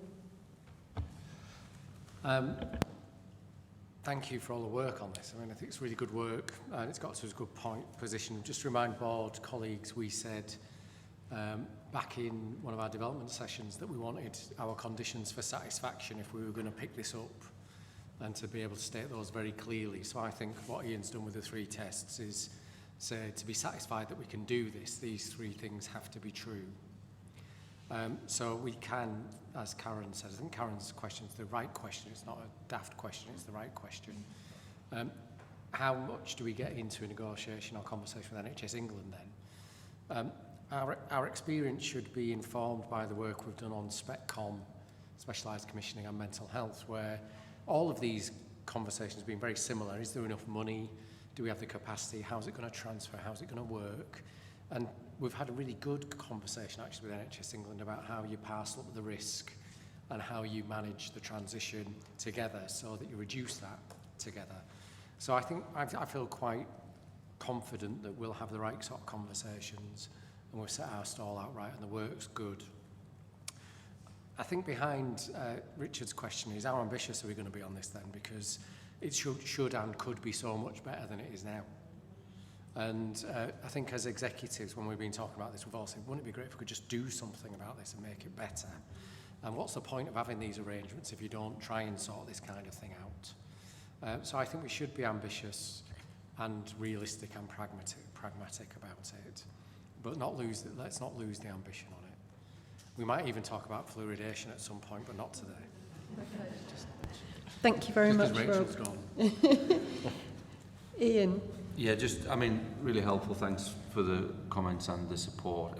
Just to come back to Mel's point, I think I'm with Leeds OSC next week on this, and I'm with the West Yorkshire JOSC next week on it. So that is already happening, and I think this conversation is helpful in terms of those conversations. I think you make a really great point about the team. I think it's been a pretty tough job for the people doing this at Yorks and Humber, working with however many scrutiny committees, working with local partners who tend to be pretty disgruntled, and I think that they've tried to do what they can with what's been in their gift to improve this, and I think supporting those people and making them feel part of the ICB is something that we all need to do really, because I think there is a real risk in terms of attrition with that team over the coming period, and they've got a lot of expertise and a lot of commitment to getting this right. Okay, thank you. So we know, Catherine.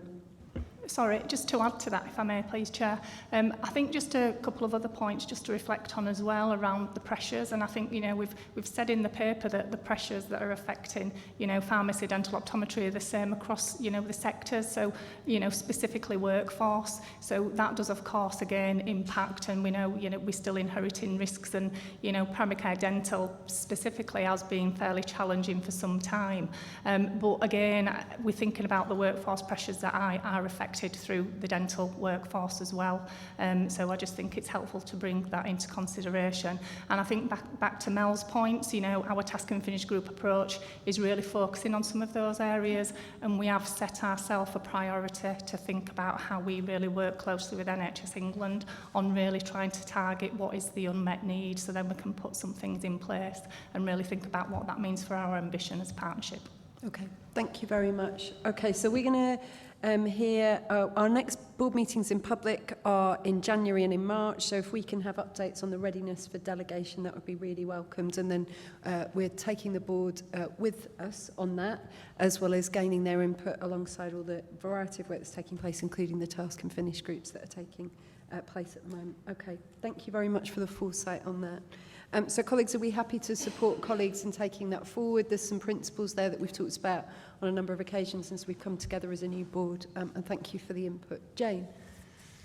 Yeah, it's not so I'm very supportive of taking that forward, but it just prompts in my mind, there are many pressure points, new services coming to us, or new commissioning coming to us, or services that we've talked about through the board today, where innovation is going to be key in ultimately solving sort of long-term service provision, service models, etc. And clearly, we're working in an incredibly tight, pressured system at the moment. So I was just interested in just having a clarity of how we are prioritising resources at the ICB level that would go towards innovation, and how we're choosing where we're going to invest. And I'm assuming we are going to maintain some level of support to innovation despite the pressures, but how are we determining and where's that happening in terms of, how much would go towards, thinking about the dental model, but other things as well?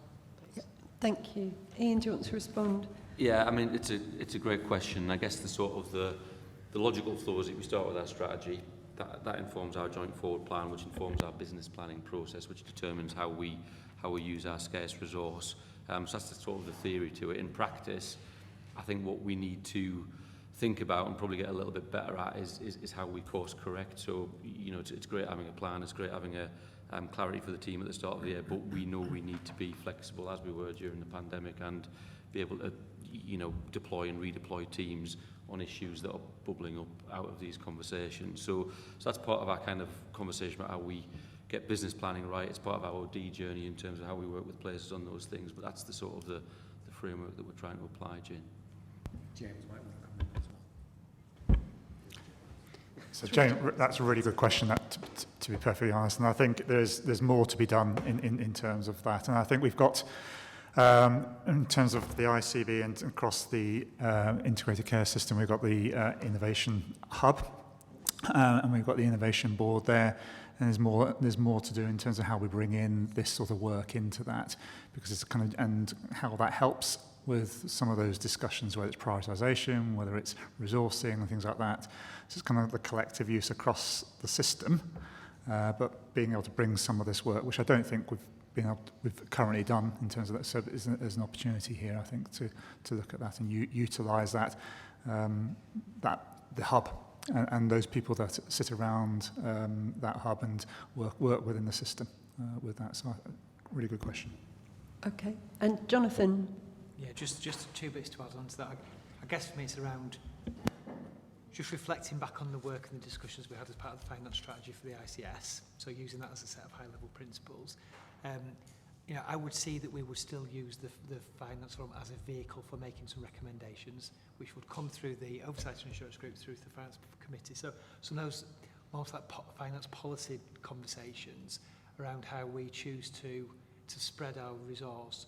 Not necessarily when it's gone into place, because I think there's something about, the place they've got the delegation and the autonomy to do that. But finding a balance through that, I think we'll probably do through the Finance Committee, is where I'd say we would take that conversation. Recognising next year's going to be really, really tough. Okay. Thank you, Jane, for asking that question. Okay, so colleagues, we're happy noting the progress. We've got foresight on this, and we thank colleagues for the work they're doing on this already. Sorry, Rob. Sorry, Chair. I just think it's important to note that the board, I think, supports the conditions for satisfaction and for us to be fairly robust in those conversations, if required. Yeah. Thank you. Nods around the table. Okay. Thank you very much, colleagues. Okay. What we then have on our agenda is item 14, which are committee AAA reports. Now, the aim in designing our board meeting agendas is that we should have covered everything as we go through and look at risk registers, integrated performance reports, and any escalations that are coming through from corporate risk register, for example. So I really would not want to be dismiss any of the work because we have got really comprehensive reports coming through from all 5 of our place committees, and thank you to our place leads and the committee, including place committee chairs, and from our non-executive members through the audit, finance, investment, performance, quality committees as well, and I know our transformation committee has met as well. So that is the information there. I do want to highlight that we have 2 items on advised, but we have covered them today. So Bradford District and Craven raising around special educational needs provision, which we talked about an earlier part of the meeting, and also Calderdale talking about flow and the level of risk and acuity in the system as well, which we have covered.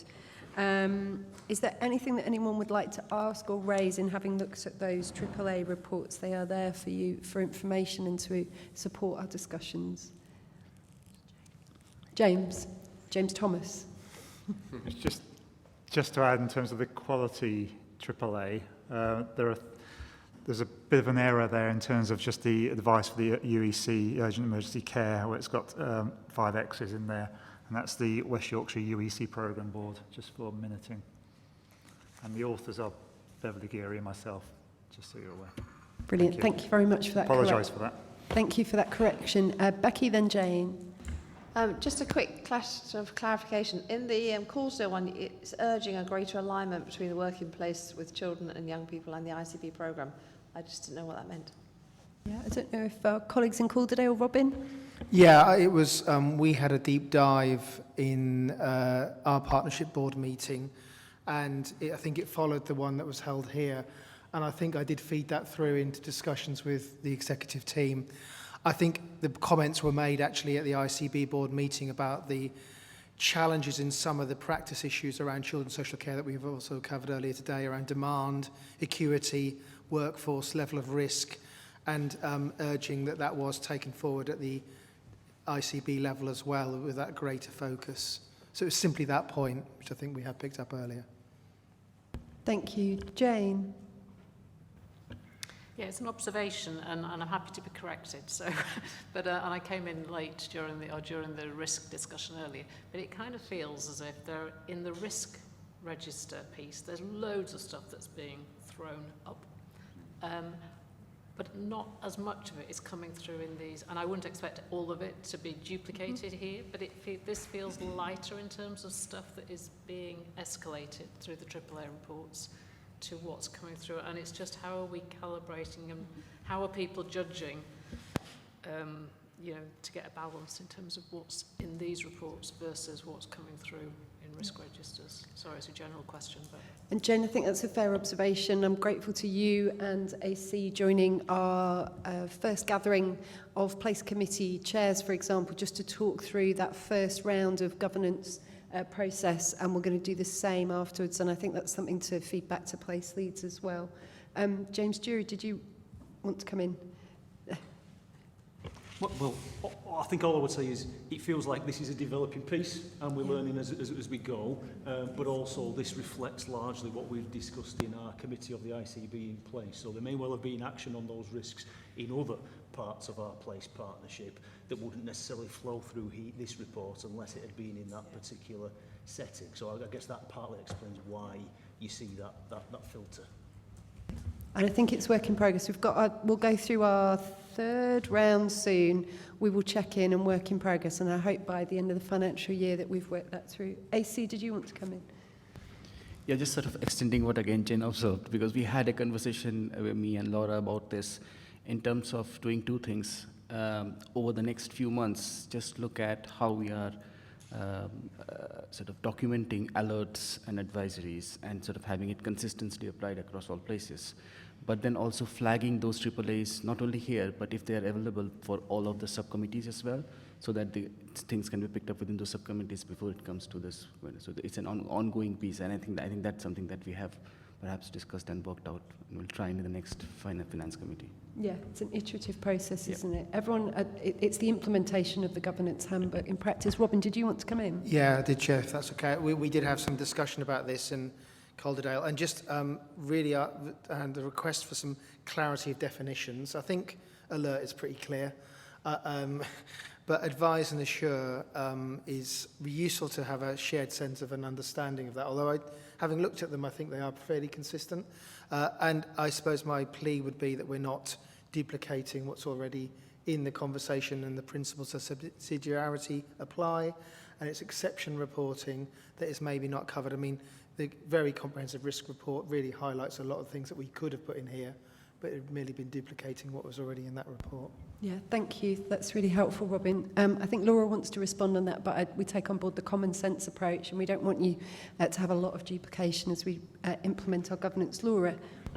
Thank you. Yes, it was just to confirm that we have got an updated version of the template alongside guidance to go out following discussions, and the two bits that are going to be highlighted, one is around the ability for issues to be raised with both the ICB Finance Committee and the Quality Committee, so it's not just to the board if there were things that you particularly wanted to flag through other committees. And the second bit is around the threshold for alerts, because I think the feedback we've had from some of the committee chairs and place leads is that it was seen to be quite a high threshold, and actually there might be other things the board wants to be aware of, and we are clarifying exactly what we mean by advise and assure. So that's due out imminently. We're just waiting for feedback today, and then that'll go.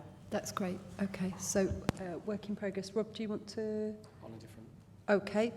I just wanted to note in the Wakefield report about the adult hearing loss contract, you might wonder why that's of interest, but actually they've taken quite an innovative approach in extending the contract, which has then helped care happening closer to home. So you don't need to comment, Mel. Some non-execs and myself went to a session on finance recently, and that's one of the case studies we learnt about, which was really helpful. Thank you.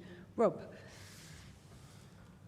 Noting the priority of the public and the government in terms of primary care access, and seeing that all of the places have signed off the transition for the PCN days on access, I just wondered how that notes on that are shared and good practice, and with whether there is any discussion either through the primary community programme or through the places collectively, or whether it's just left to places to sort out themselves.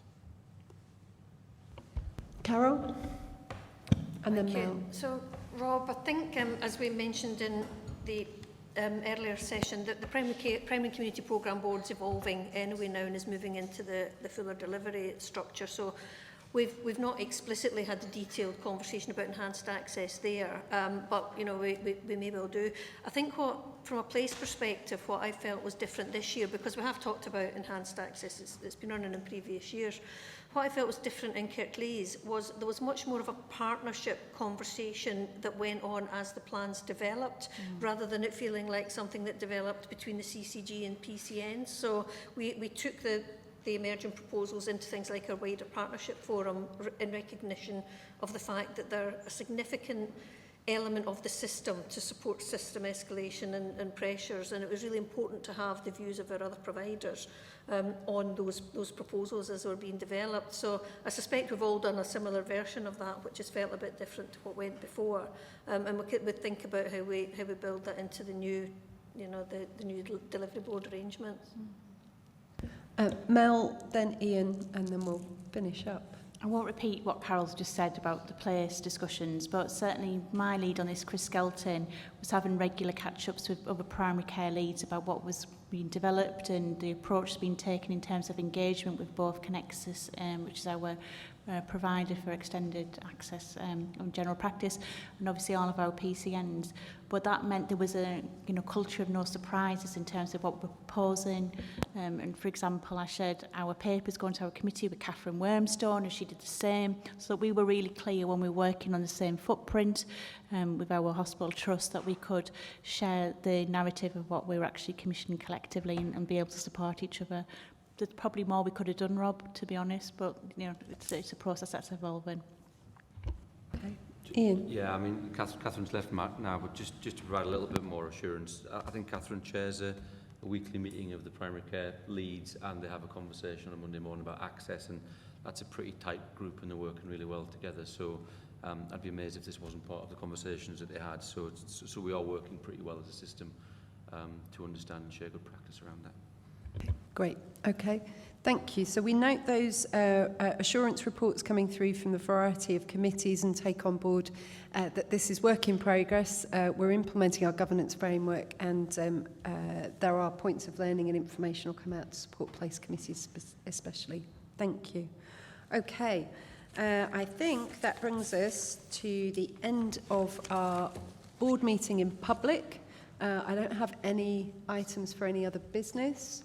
So I think that leaves me to say thank you very much to everyone for joining us today for our board meeting in public. Thank you to anyone who's been watching online and to guests who've joined us today, particularly colleagues across health and care and members of the public as well. So thank you very much.